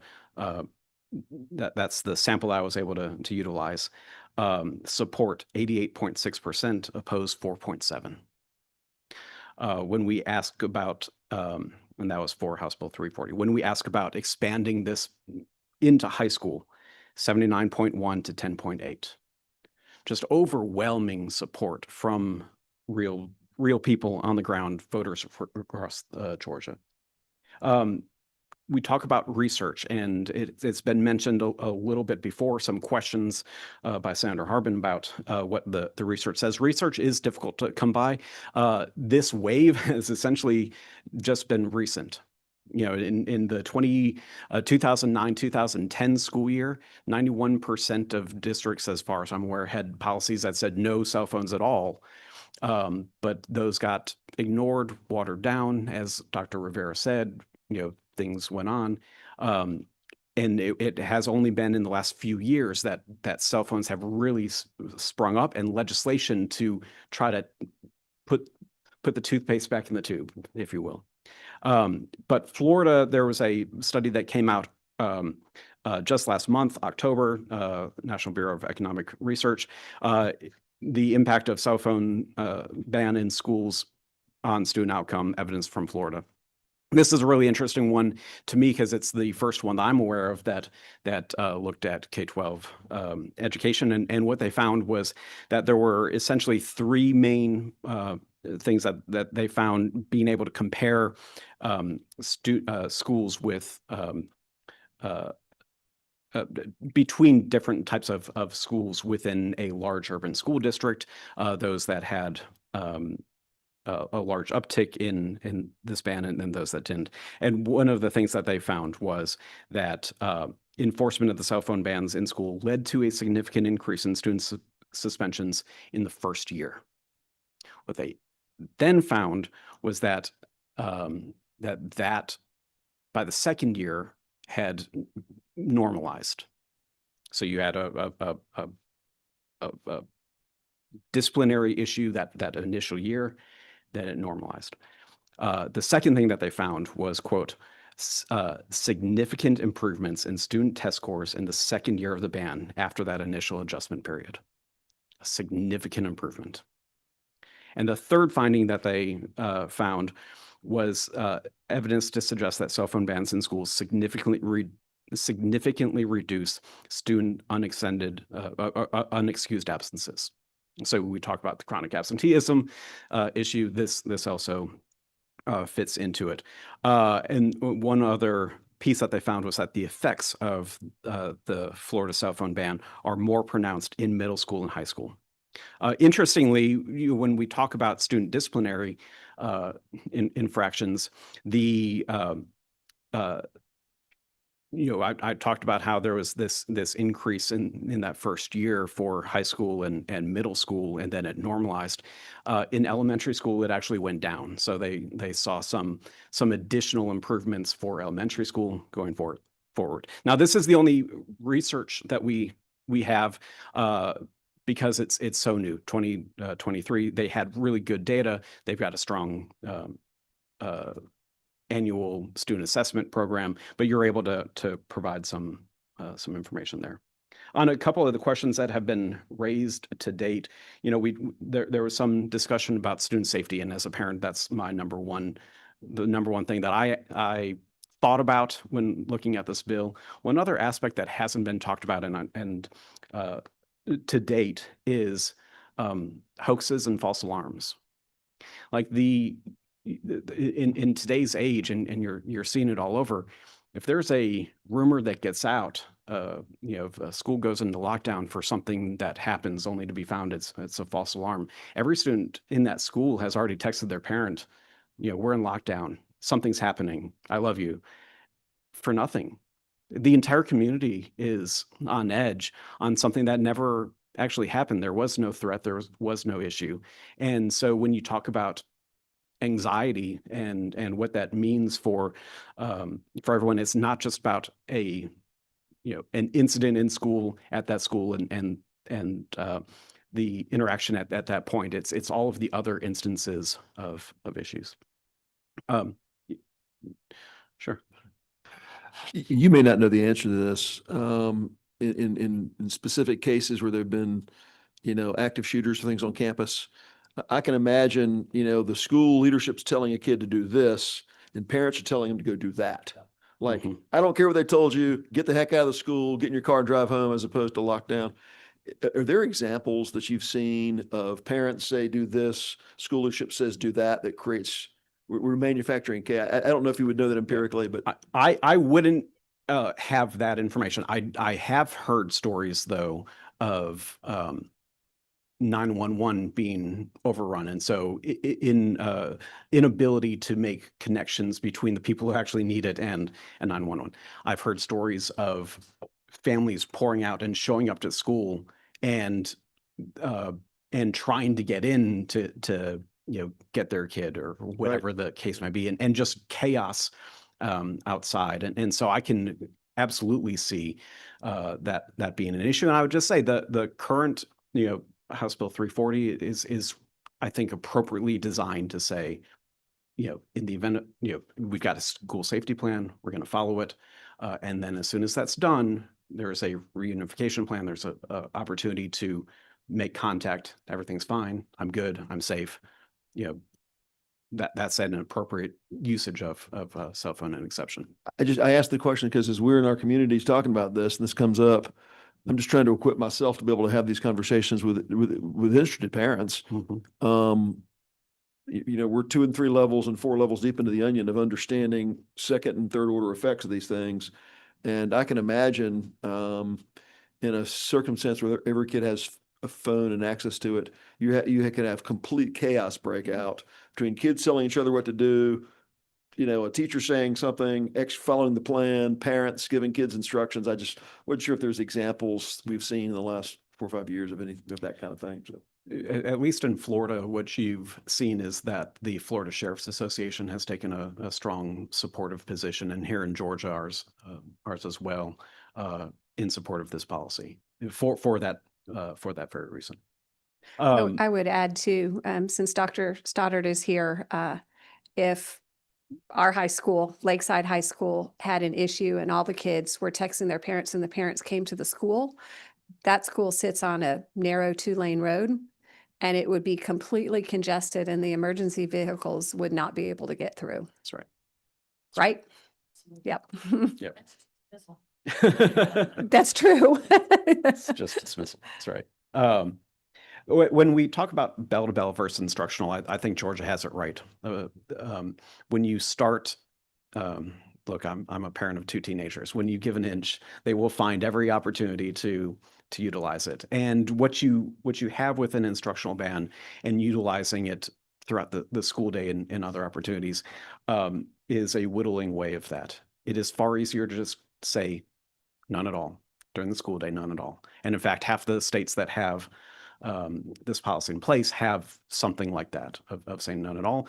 My guess is that in the coming years, that's going to be the norm. That is going to be what everybody has, because it's not only the right policy, it's the easiest to enforce as well. It doesn't put teachers in a bind of, oh, I was just texting between classes and now I forgot to turn it off and this is rare. You don't have the issue with bathrooms or the lunchrooms. I have heard stories of you go to a lunchroom today and it's quiet as kids are scrolling on their phone. They're not interacting. They're not talking. They're not having that social interaction. When you talk about all personal electronic devices. That was you, Senator Setzler. Yeah, this legislation is all encompassing of all personal electronic devices for the reasons that were said before of, if I've got a personal computer, I'm still getting my notifications and my alerts and all of those things. I've got access to websites that I shouldn't have. Excluding that and making that, if you want to use a computer during class, the district issued Chromebook is the way to go. And I think that's an appropriate policy. And one thing I will say, though, is that students are adept at where there's gaps. And so my daughter, they've got she's in middle school, they've got a no cell phone policy right now, adopting it a little early. For Christmas, she wanted an Apple Watch. Oh, why do you want an Apple Watch? Oh, I just want. You don't need an Apple Watch. No, I do. It's going to be great. I can count my steps. I can be healthy.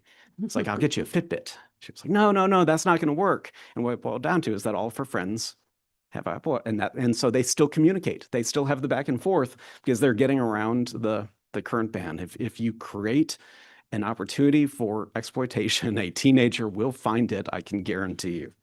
And so just in conclusion, I would say I appreciate everything that this legislative body has done to date. I think House Bill 340 is a bill to be proud of. I do think that we have one last step to take, and that is to look into high school.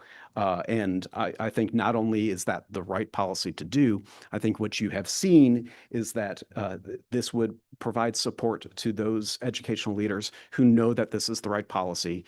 Leaders like Dr. Rivera, who was talking about how he would love to get this into high school, but doesn't feel like he's got the political support to do so.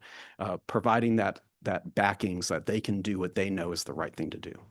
So with that, I'm happy to answer any questions about what we've seen or talk to you guys later. I read an article that students were using Google Docs to send messages back and forth to each other. And they were even, they can turn the font to white. So if the teacher comes around, it looks like a blank page, but then when the person receives it, they can turn it on. So they are creative. But I want to call your attention to, on a more serious note, I want to call your attention to a couple sentences in this Florida, the article about Florida, and it's talking about the suspensions, the rise in suspensions. It says in the first year ban, school superintendents or school suspensions climbed as much as 12%, disproportionately affecting Black students. They've mostly fell in the second year back to pre-ban levels, but this initial spike in suspensions should give policymakers and education leaders pause. So that gives me pause. Do you think there's a way, they collected this data somehow. So if we implement this, should we maybe require reporting about suspensions so that we know if that's happening, to what degree, and if any action needs to be taken, in your opinion?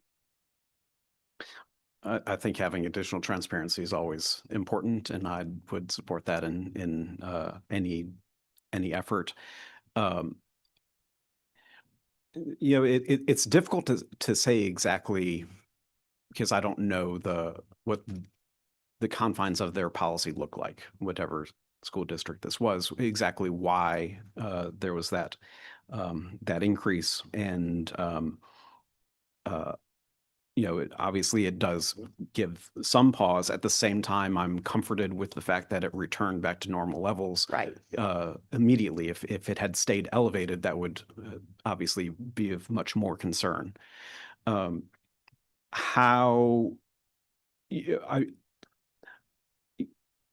The fact that there was no increase in out-of-school suspension as well lends credence to say that that the cell phone policy is the reason for the spike. Although I don't believe that they were that their research showed one way or another.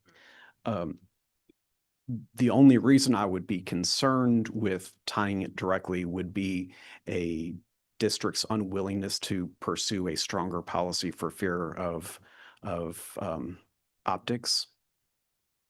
I think having the stronger the policy and the deterrent at the front end dictates how you're going to how that the adoption of that policy in the long run, and how lax you are, the number of warnings, how you discipline it, is going to matter. And so, I think having and leaving it up to the district to decide is appropriate. Yeah, I'd be watching the numbers closely, however.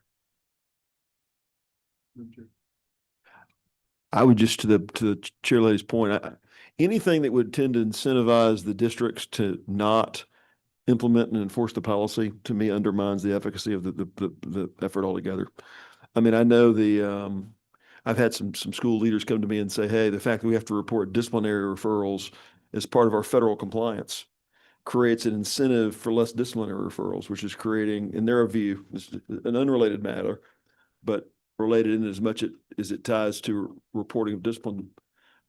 It's led to more chaos in classrooms because disciplinary referrals becomes a metric in their federal reporting. So they're not wanting to send kids to the office.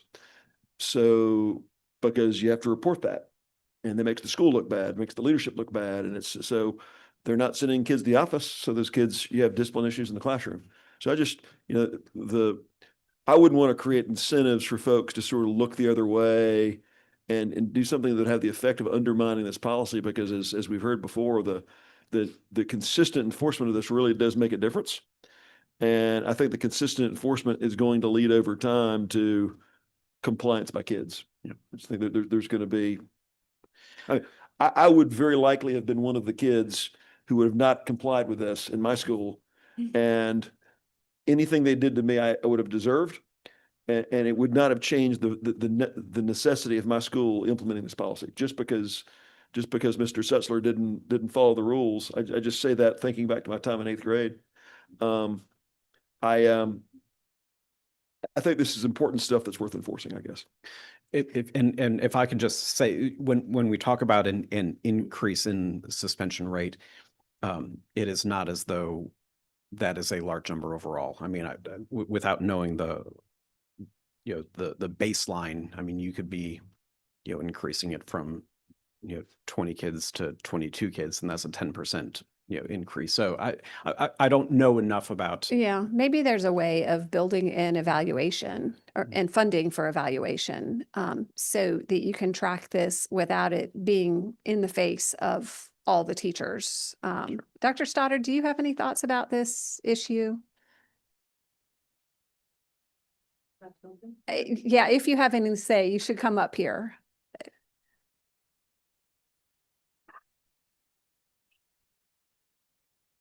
I can just go back to just our story, and that it's true that when you implement something, I think it's important that culture and climate. And if you're looking at a district, I don't know the report, how many, but if you're looking at a whole district, or if you're looking at a certain grade band, it really just depends on what are those policies and practices that you have prior to. And then that implementation, you may see some resistance depending on the climate and culture of that school or schools. And maybe that mistrust. And so the phones are a connection to that. And as we've talked about, that communication with family, or that, the culture, as I talked about, I'm going to video a fight. We're very quick just in society to take our phones out when we see something going on. And so that could lead to that, because that is direct violation. And then how did they implement that? As you heard, for us, we took the phone and we gave it to the parent. Well, we gave it back to the student at the beginning, the very first time, and then the parent. But it didn't go into our referral system at that point, because we were still conferencing, we were still working, we work on restorative practices. So that is part of our climate and culture, not knowing this school system or where that data is from. I think that that's important. But you will see that any change in that implementation, you may see a spike and then go down. But I think it is something that needs to be addressed. So maybe we can go back to somebody in Florida and get more details about the research before we decide if something needs to be done about it. Right. And just knowing, if there are other studies that have any of that information, I think that's important because there already is a disproportionality in suspensions. That's something that we work on. And that's why we have restorative practices. That's why we are having professional learning for our teachers to make sure they understand de-escalation and mindset training. And all of that, I think, is part of that. Thank you. Yep. We discussed this in the House Education Committee, this issue. And I don't know, you have to remind me if it actually made it into the bill. Somebody had a good it was an interesting suggestion, one I think had merit, that we insert a line that says within a school district, discipline has to be consistent amongst schools. So you couldn't have school A charge suspension and school B have a slap on the wrist. The discipline had to be consistent. Yeah. I don't think that ever made it in so that may be something worthwhile. Yeah. I did have a question. I thought it was interesting. So Georgia's an outlier. 30 states have passed it. We're the only ones that doesn't. The ones that have passed high school, how's it gone? Was it, we've talked about kind of the shock to the system. Was it an immediate implementation? Do you know? And for the most part, I assume they're bell to bell, or what's I'm putting you on the spot. Yeah, here. so it really is all over the map. Like I said, about half of them are bell to bell, but even how they arrived at their policy is different. South Carolina, for instance, they just did it through the budget and said, unless you have a bell to bell, no self policy, you don't get state funding. And that's how they did it. So just Heavy handed. yeah. Yeah, every state's kind of arriving at it differently. Some have more exclusions than others. Like I said, I think 16 of the 30 are bell to bell, and then you've got some instructional time. Some are just directing every district that they need to create a policy, whatever that might look like. So some are a little bit weaker. Again, my belief is that this is going to be a policy in every state. My guess is that everyone's going to adopt a bell to bell policy in the end, because that's the most straightforward. That seems to be the best practice. Yes, sir.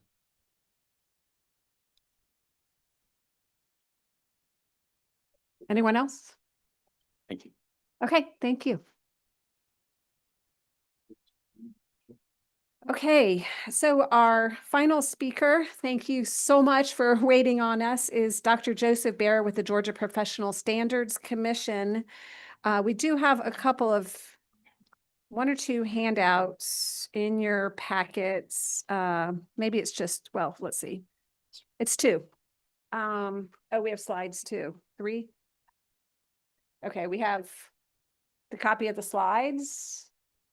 We also have leveraging AI in the K-12 setting and the ethical considerations in the appropriate use of AI for educators. So we are shifting gears to all the latest and greatest developments that we're all experiencing with this great burst of artificial intelligence everywhere, including Georgia's classrooms. And how do we incorporate that? How do we put limits on it?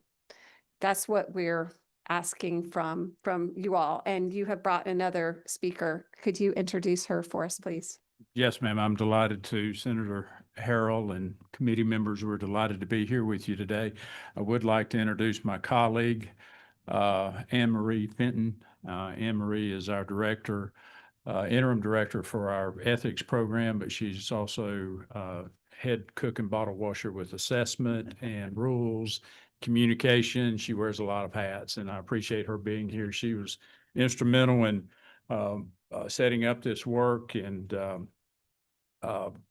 I've listened intently with the session today, and most of the conversation revolved around young people, children, and cell phones. So we're going to change the menu just a little bit and really talk about adults and how adults need to be able to get their arms around this new evolution of artificial intelligence. I will tell you that our agency is one of the smaller governmental agencies, but we do a lot of work. Just in case you're not familiar, we take care of certification for all of our educators in the state, teachers, leaders across the board. We also provide a lot of support for our post-secondary institutions with their education preparation programs. And the big piece that we're here to talk about is dealing with ethics. And I just so that you know, you guys have probably seen me around the Capitol a good bit. We've been had a long career. My last 14 years was as a superintendent, one in Ware County, rural low wealth district. And then I finished my career in Fayette County and had the pleasure of working with Senator Harbin there.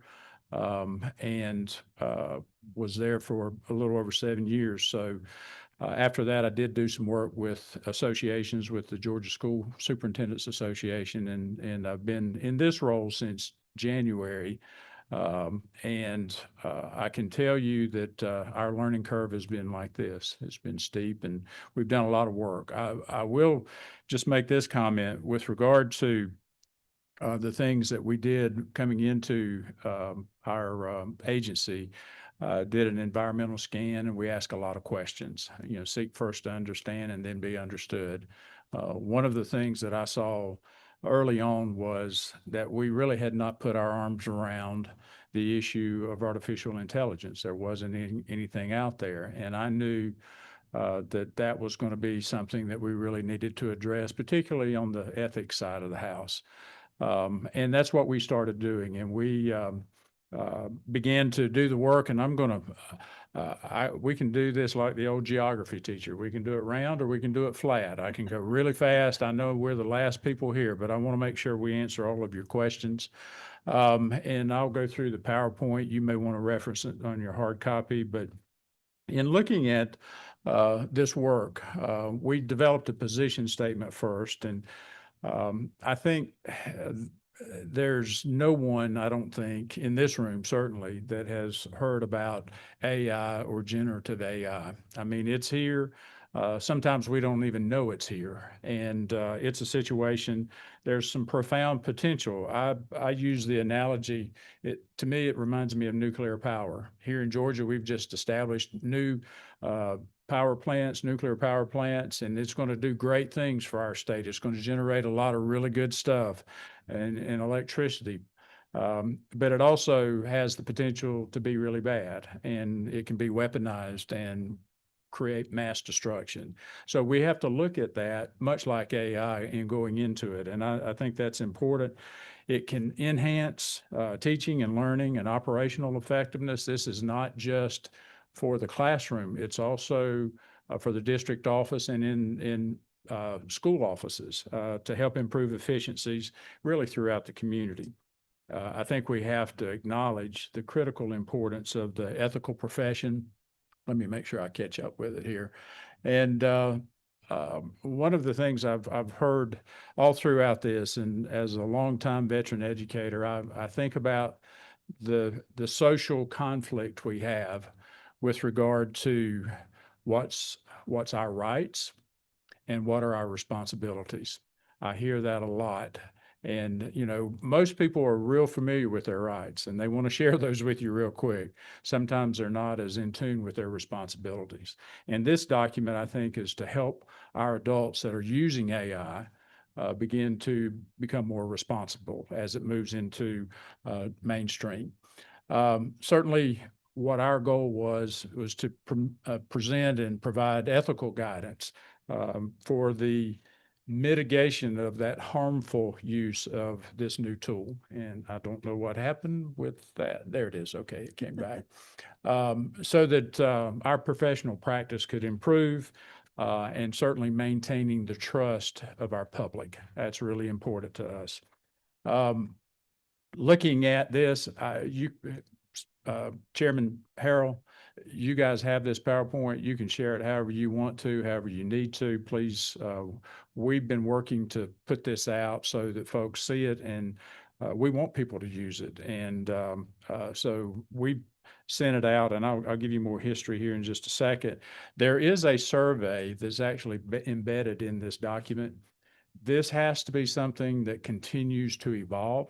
AI is changing so fast right now. We can say we're going to do one thing, and then a week later, we've got to shift gears just a little bit. So we recognize that, and we're trying to get that feedback from the end users so that we can make modifications as we need to. I don't know if I'm holding this thing wrong or am I holding my mouth wrong? I'm not sure there we go. Last but not least, if you care to look at our webpage, we do have some guidance with social media and remote learning. That came about I think in 2021. That was prior to my arrival, but there's some information there. This guidance document that we created is really meant to be voluntary. We don't have the statutory authority to make it mandated by any stretch, but we have sent this out to all schools in Georgia, all school districts in Georgia for their use. We also have talked and shared this information with our ed prep providers, the colleges and universities, colleges of education. We've shared this document with them so that our beginning teachers or folks who are in the teacher prep programs will have this information while they're still in college. Just slide, please. This one on. There we go.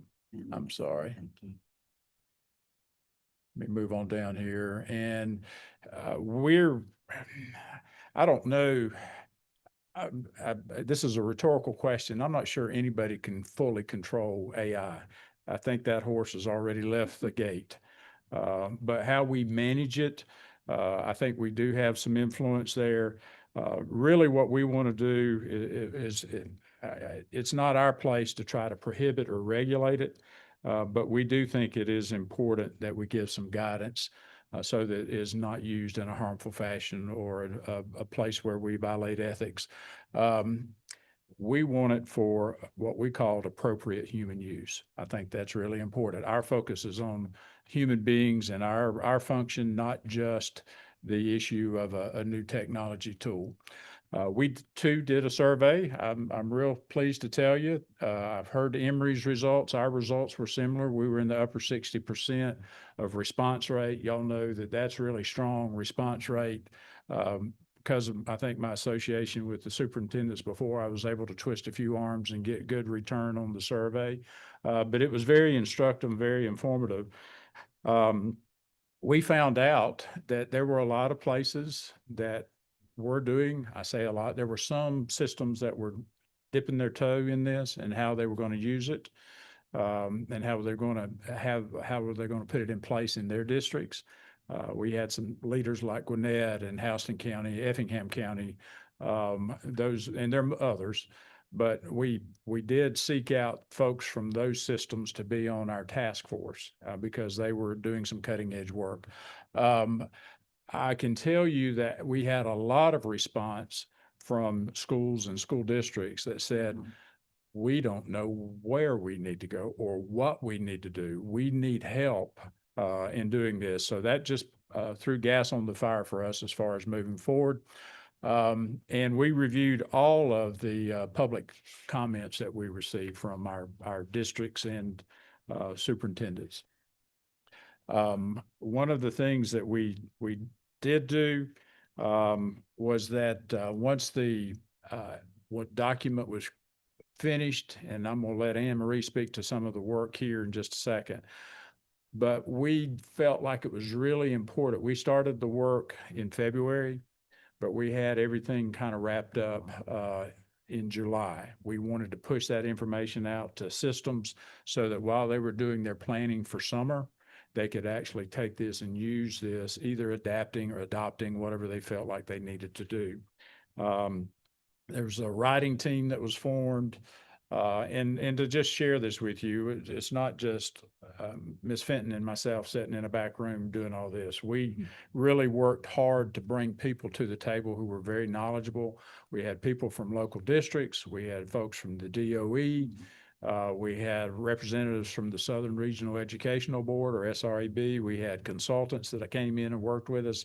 So it was a really broad base of expertise that were brought to this work. And so we felt really good about the work, and we have continued again to ask people for feedback on the surveys. So we're just about at the point here where we want to get into some of the structure and talk about the introduction. And Anne Marie, they're probably tired of hearing my voice, so I'm going to let Anne Marie speak a little bit here, but we'll get to some of the things that we identified as key principles. We're going to talk about standards that need to be somewhat set, or at least we recommend they be set. And then we also offered guiding questions, because people need to be able to get their head wrapped around this process. And I'll flip it over to Anne Marie. Thank you. And thank you for the opportunity to be with you today. And for your interest in this topic, critically important, and of course in our schools and educator preparation providers.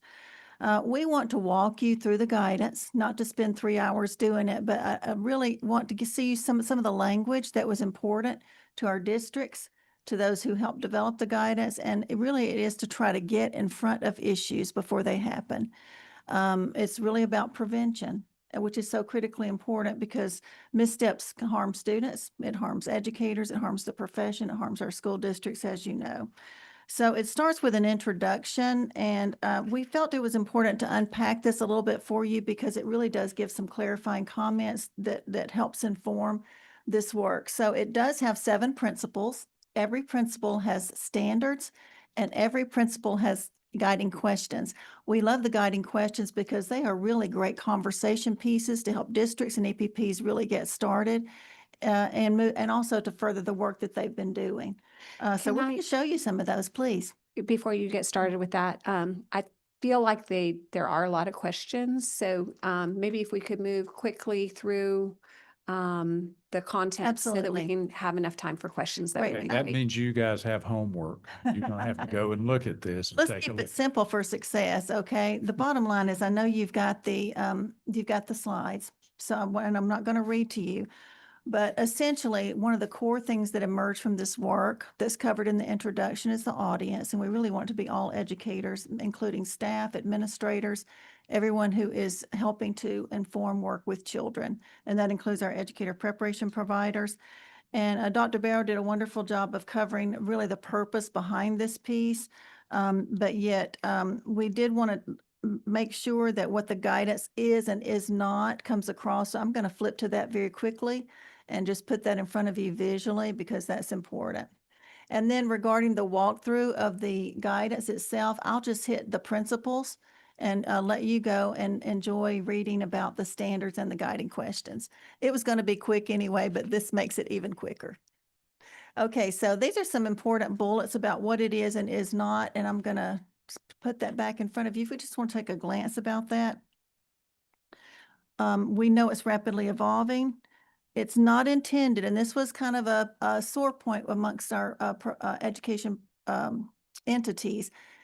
What we learned is they are really seeking, just tell us how to do it in a classroom. We're the pedagogical strategies and that type of thing.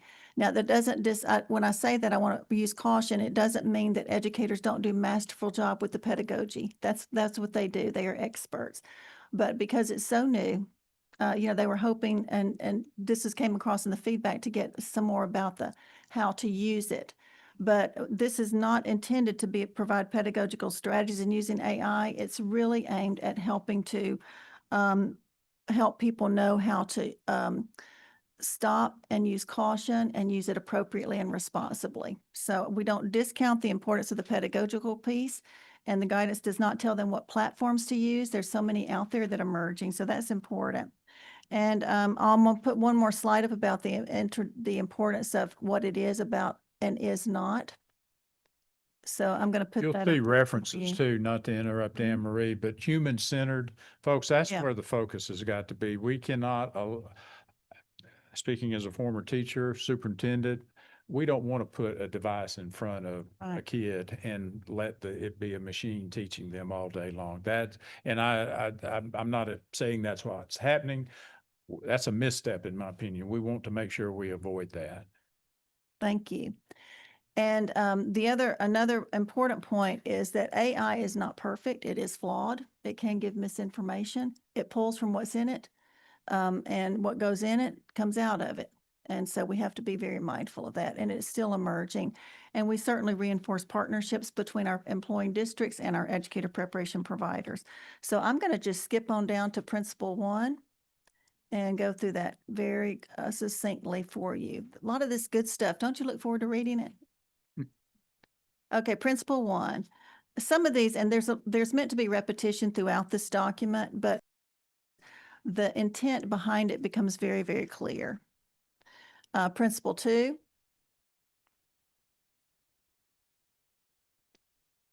Here we go. Administrators, education, and staff, I know you can read, have a responsibility to model and teach the ethical, responsible use of AI.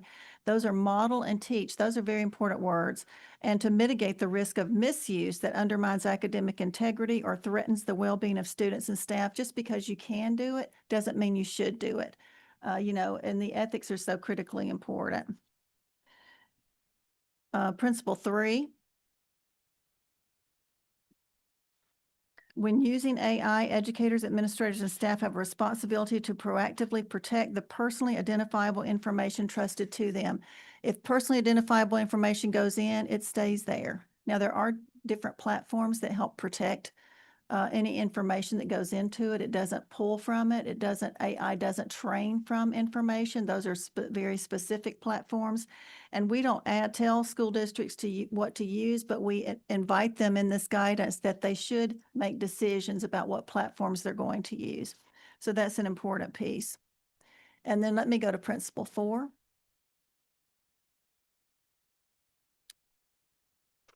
I'm going to tell you, this was a dynamic group who developed this, and they had such a rich wealth of information about that. And in my opinion, it's a really comprehensive document that covers so many different things that are very important to be included. At Principle 4, administrators, educators, and staff should apply professional practice in evaluating, selecting, and using AI tools aligned with all relevant laws, regulations, policies, and guidelines. So critically important. There's a lot out there, and if educators don't know what to use, or if they might want to use some, and some they might be using with students who are in not age appropriate. There's just a lot out there, so they have to know. So we have to be in line with FERPA, Yeah. HIPAA, Right. CHOPA, all of the federal policies. We only have 3 more. Principle 5, educators, administrators, and staff have responsibility to clearly and transparently communicate the use of AI in instructional and administrative practices. That seemed very important to this group, that it's all done transparently and it's all done, everything's just out there. So parents, everyone are informed about how it's being used and how it's not being used. Principle 6. Educators, administrators, and staff have shared responsibility to use best practices to understand and help mitigate bias in AI tools and potential results. It pulls from what's put in, as we shared. And this also goes with consideration on maybe students who don't have access to some of these tools, and that other students do. Are there things there that need to be addressed? One of the guiding questions is, do all students have access to the district schools' AI tools? So that's critically important. And then finally, Principle 7. Due to the rapid pace of AI development, educators, administrators, and school staff have a responsibility to stay informed about the capabilities, risks, big word there, and ethical considerations of AI to effectively communicate any concerns. What was great or just emerging yesterday is already in place today. It's amazing how quickly this technology is changing. I know I don't have to tell you that. But one thing that's very challenging for districts and EPPs is in developing policy around it. Sometimes some need to think about more guidance but again, that's the decision of the school district in doing that, just because it's ever changing. Not saying policies aren't important, but yet it's just, that's why you'll see the word policy, guidance, and other things within this to give them that flexibility. The bottom line, we need an intentional focus on how to avoid missteps in using AI for educators. Dr. Barrow? One thing that I'm going to turn it over to you for questions here very shortly. We've got a lot of feedback from the districts. We've included that. We wanted you to see what folks had to say about the work, the document itself. So we're real intentional in the practice and trying to make it the best that it can be. I'll keep moving through this very quickly, but we would encourage you to look at that. I would want you to know that we did partner with the Georgia Department of Education. They deal more with the implementation side, and we deal more with the policy side. So they do have, and if you go to this site, you can see a lot of the work that they already have. I don't know if you have access to that, but I wanted, good deal. I wanted to make sure you had that. And we saw this recently. This is Times Square in New York. We thought the sign was pretty interesting. Stop hiring humans, AI employees are here. I hope that never is the case here in Georgia, but we certainly know that we have to be prepared for it. I do want to mention that we have some other supports out there as far as the PSC is concerned. School safety is important. This aligns with that. We do have an endorsement with regard to working with school safety with GEMA. We'll give you a highlight sheet of things that are going on in our agency already. But the bottom line is what's really good for children and how we can help support our teachers. That's really what we hope to be able to do. So with that, we'll be quiet and let y'all get to your questions. And if we don't know the answer, we'll tell you, but we'll go and try to find it. All right, Senator Setzler. Thank I you. know you have some questions. So I do, and I so appreciate you guys being here. This is a very relevant thing. I mean, the standards you guys set and demand of our schools of education, which works their way down to what the capacity that's built in our educators, which comes down to the capacity of our kids and our culture and so forth. I'm going to challenge you to consider that with something as powerful as AI, there has to, in my view, has to be an effort that is intentional and just laser focused on preserving the core competencies of teachers. I think it's going to be so easy. We had, in fact, there was actually an AI study committee last summer, different than this study committee. We talked to one of the AI leads in one of our research universities that asked we asked this poignant question about core competencies for students. And after some stammering and some college words, it really came back to AI is here to stay. We just need to teach our students to use AI as a tool and accept that their core competencies will not be what they used to be. That was the answer. And I say this to say, I work in the creative world. I do building design. So we're always coming up with tying client needs to buildings, and it's a very creative process. And I can see in my own industry, because there's tools available, people don't even want to engage with the creative process, the spark of ideation, of thinking of things, and the creative process is hard sometimes.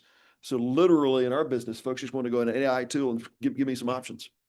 You know, my wife's a teacher. I said that earlier. I mean, within her own department, teachers that have new courses, they don't even want to go come up with new presentations. They're going straight to AI before there's even a creative process themselves to make presentations and for kids. I think with the PSC, there's got to be a rabid and committed and stated goal for core competencies within our teachers.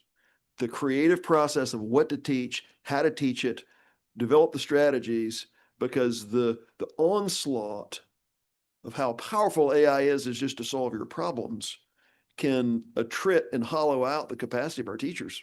I mean, it will absolutely happen if there's not a just committed effort to make sure our teachers have core competencies and the schools of education have absolute clarity. Well, yeah, AI is here to stay, but it's so easy to take that, and it's the new thing. I am profoundly concerned across our culture that the core competencies of our people are not going to be there. And I see it today in my own business. We did our annual planning. I had one of my core employees says, "Hey, we're going to look at our mission statement and our visioning, and come back tomorrow." We had a long trip back from a client, so we're going to have some hours in the car. And I said, "Let's walk through our mission statement. Every year, let's retouch it." And good guy came back, got 2 pages, and he read it to me, and I thought, "Wait a minute, Yeah. that's all AI. You used AI, didn't you?" No comment. Used AI. It was the standard gobbledygook speak of our industry, just standard stuff. Yeah. And I said, we're talking about deep mission statement, alignment about the values of our company, and you just can't. It was a complete failure for what I was trying to do, and I can tell you that's going to happen in education. I'm terrified of that because it's so powerful. If you don't teach. If we don't put in our standards that teachers have to have the ability to, through the creative process, put together creative lesson plans, differentiation, all the things teachers have to do with their own innate abilities, and it's stated that AI can play no part of this, then we're going to holler out our teachers. And it's happening in my industry. I see it today. Mhm. And how can we as a state keep that from happening to our teachers? I have great appreciation of what you're saying, Senator Settler. In my living in Fayette, I had real close working relationships with Pinewood and Trilla Studios, and that's the creative industry extraordinaire there, with the art of storytelling and music and fine arts and all things related to film. And that is one of their greatest fears as well. In fact, when they had the writer's strike, because they were thinking AI was going to replace writers, so I have great appreciation for that. It's salt and peppered a lot through our document about the core human-centered focus.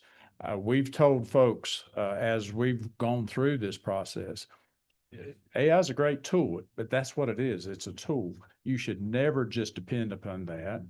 In fact, everything that you have that's created by AI, you need to thoroughly vet that before any of it is used.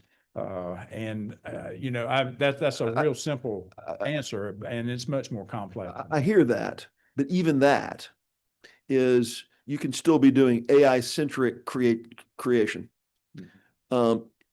I'm just going to encourage you to think deeply. There's got to be a strong human-centered set of competencies that are explicitly not AI related, that people can do on their own without any assistance as teachers, whether it's content, mastery of dates, recall, vocabulary, all the things that kids have to master, and that teachers themselves, the discipline of teaching has to be able to operate independent of these tools, or we're going to have a hollowed out group of leaders.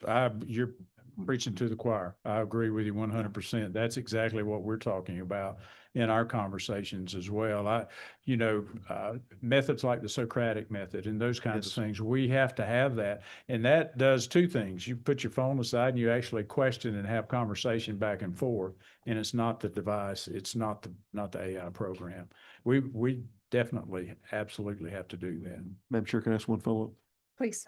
You mentioned the Socratic method. Thank you for that. It's the, in a decade, I think teachers could tell you there's a difference in high school kids' ability to think about, to see something they don't understand or know and apply logic to think through it. At the high school level, I've heard a lot of high school teachers say kids now are way worse at that than they were a decade ago.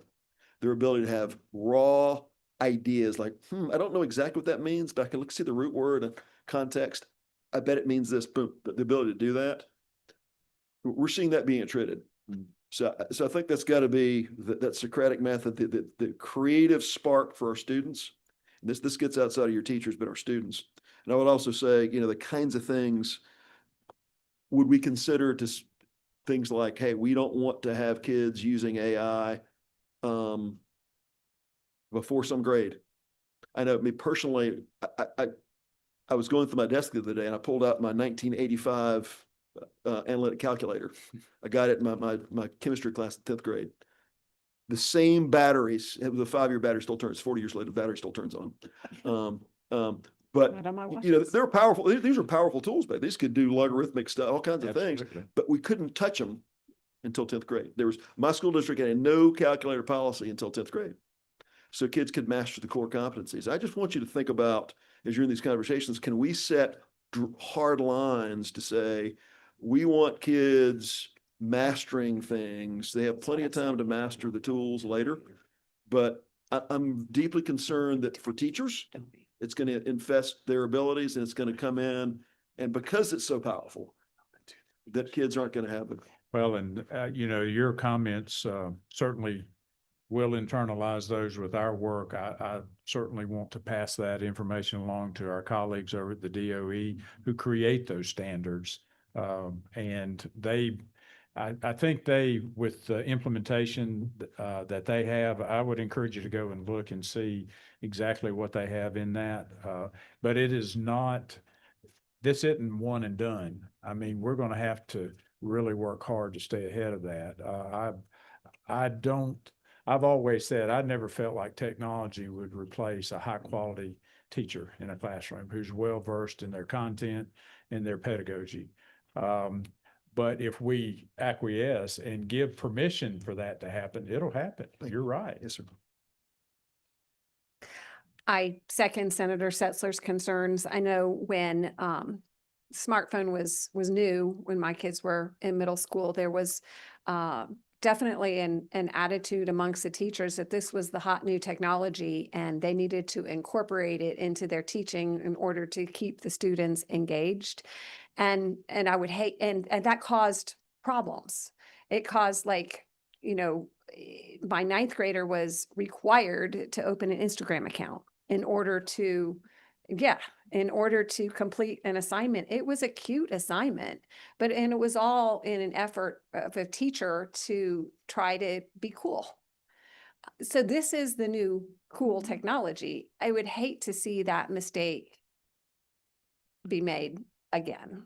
Like the thinking of, these are tools, these are a permanent part of life. We've got to teach kids how to use them now, because we're learning how to use them now.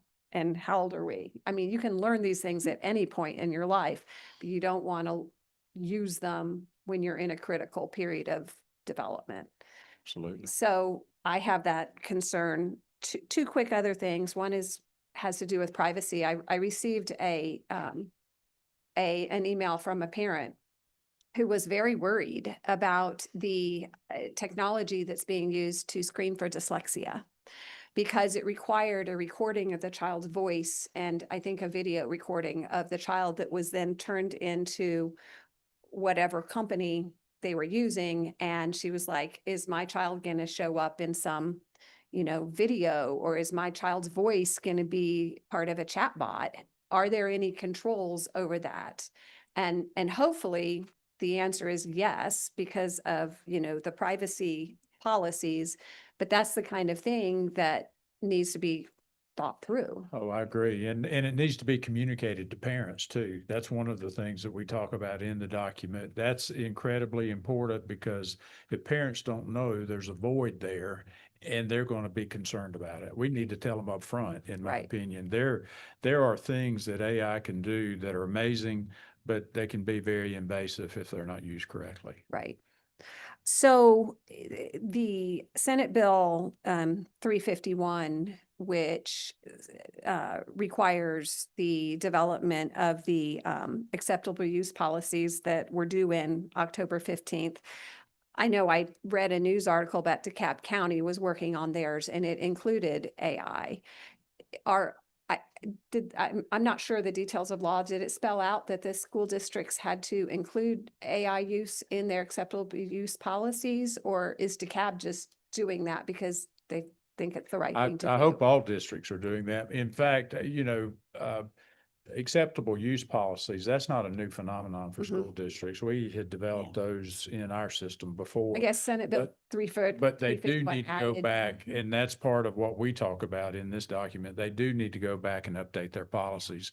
That was the one thing, and some districts may take a real hard line as far as what the policy is going to be. Some may be a little bit less, but they've got to review that to make sure that they're up to speed. And, you know, I don't know, I think that that's something that the DOE will actually have to handle. They work with the acceptable use practices, but we've given them the framework in order to be able to do that.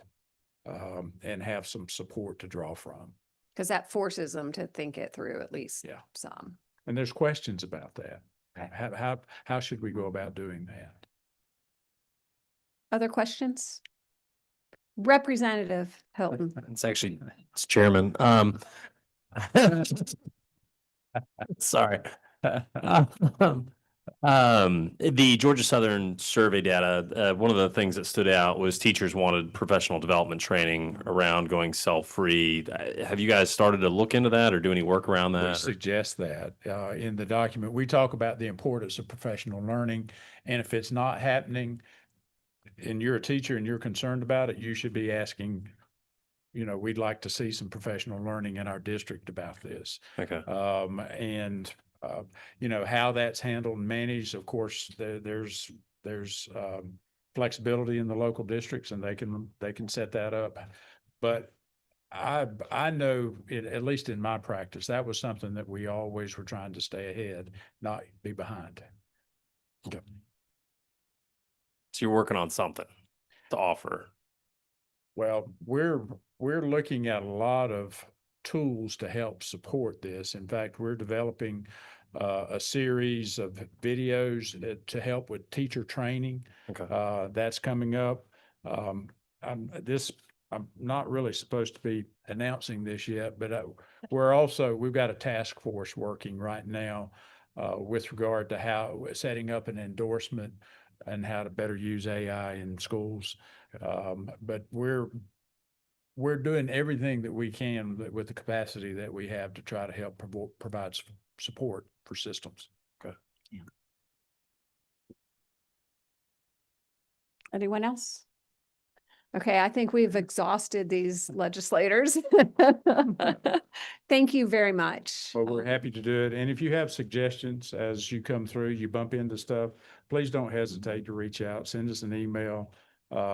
We try to stay in tune with what's happening. I saw in the AJC a concern about an AI product that sets up deep fakes, and what are you going to do about that? The questions are going to continue to come. Yes. they will. And we've got to be prepared to work on how to give a good answer. Thank you Thank for the you. opportunity to join you today. Yes, thank Do you you. wanna give these out? Thanks, everyone. The We have- meeting is adjourned. We have these, like, can I put it in your folders? Yeah. Just in case y'all need Yeah, to get in touch that's with us. here. Oh, to the senators, we need to get a meeting scheduled up. So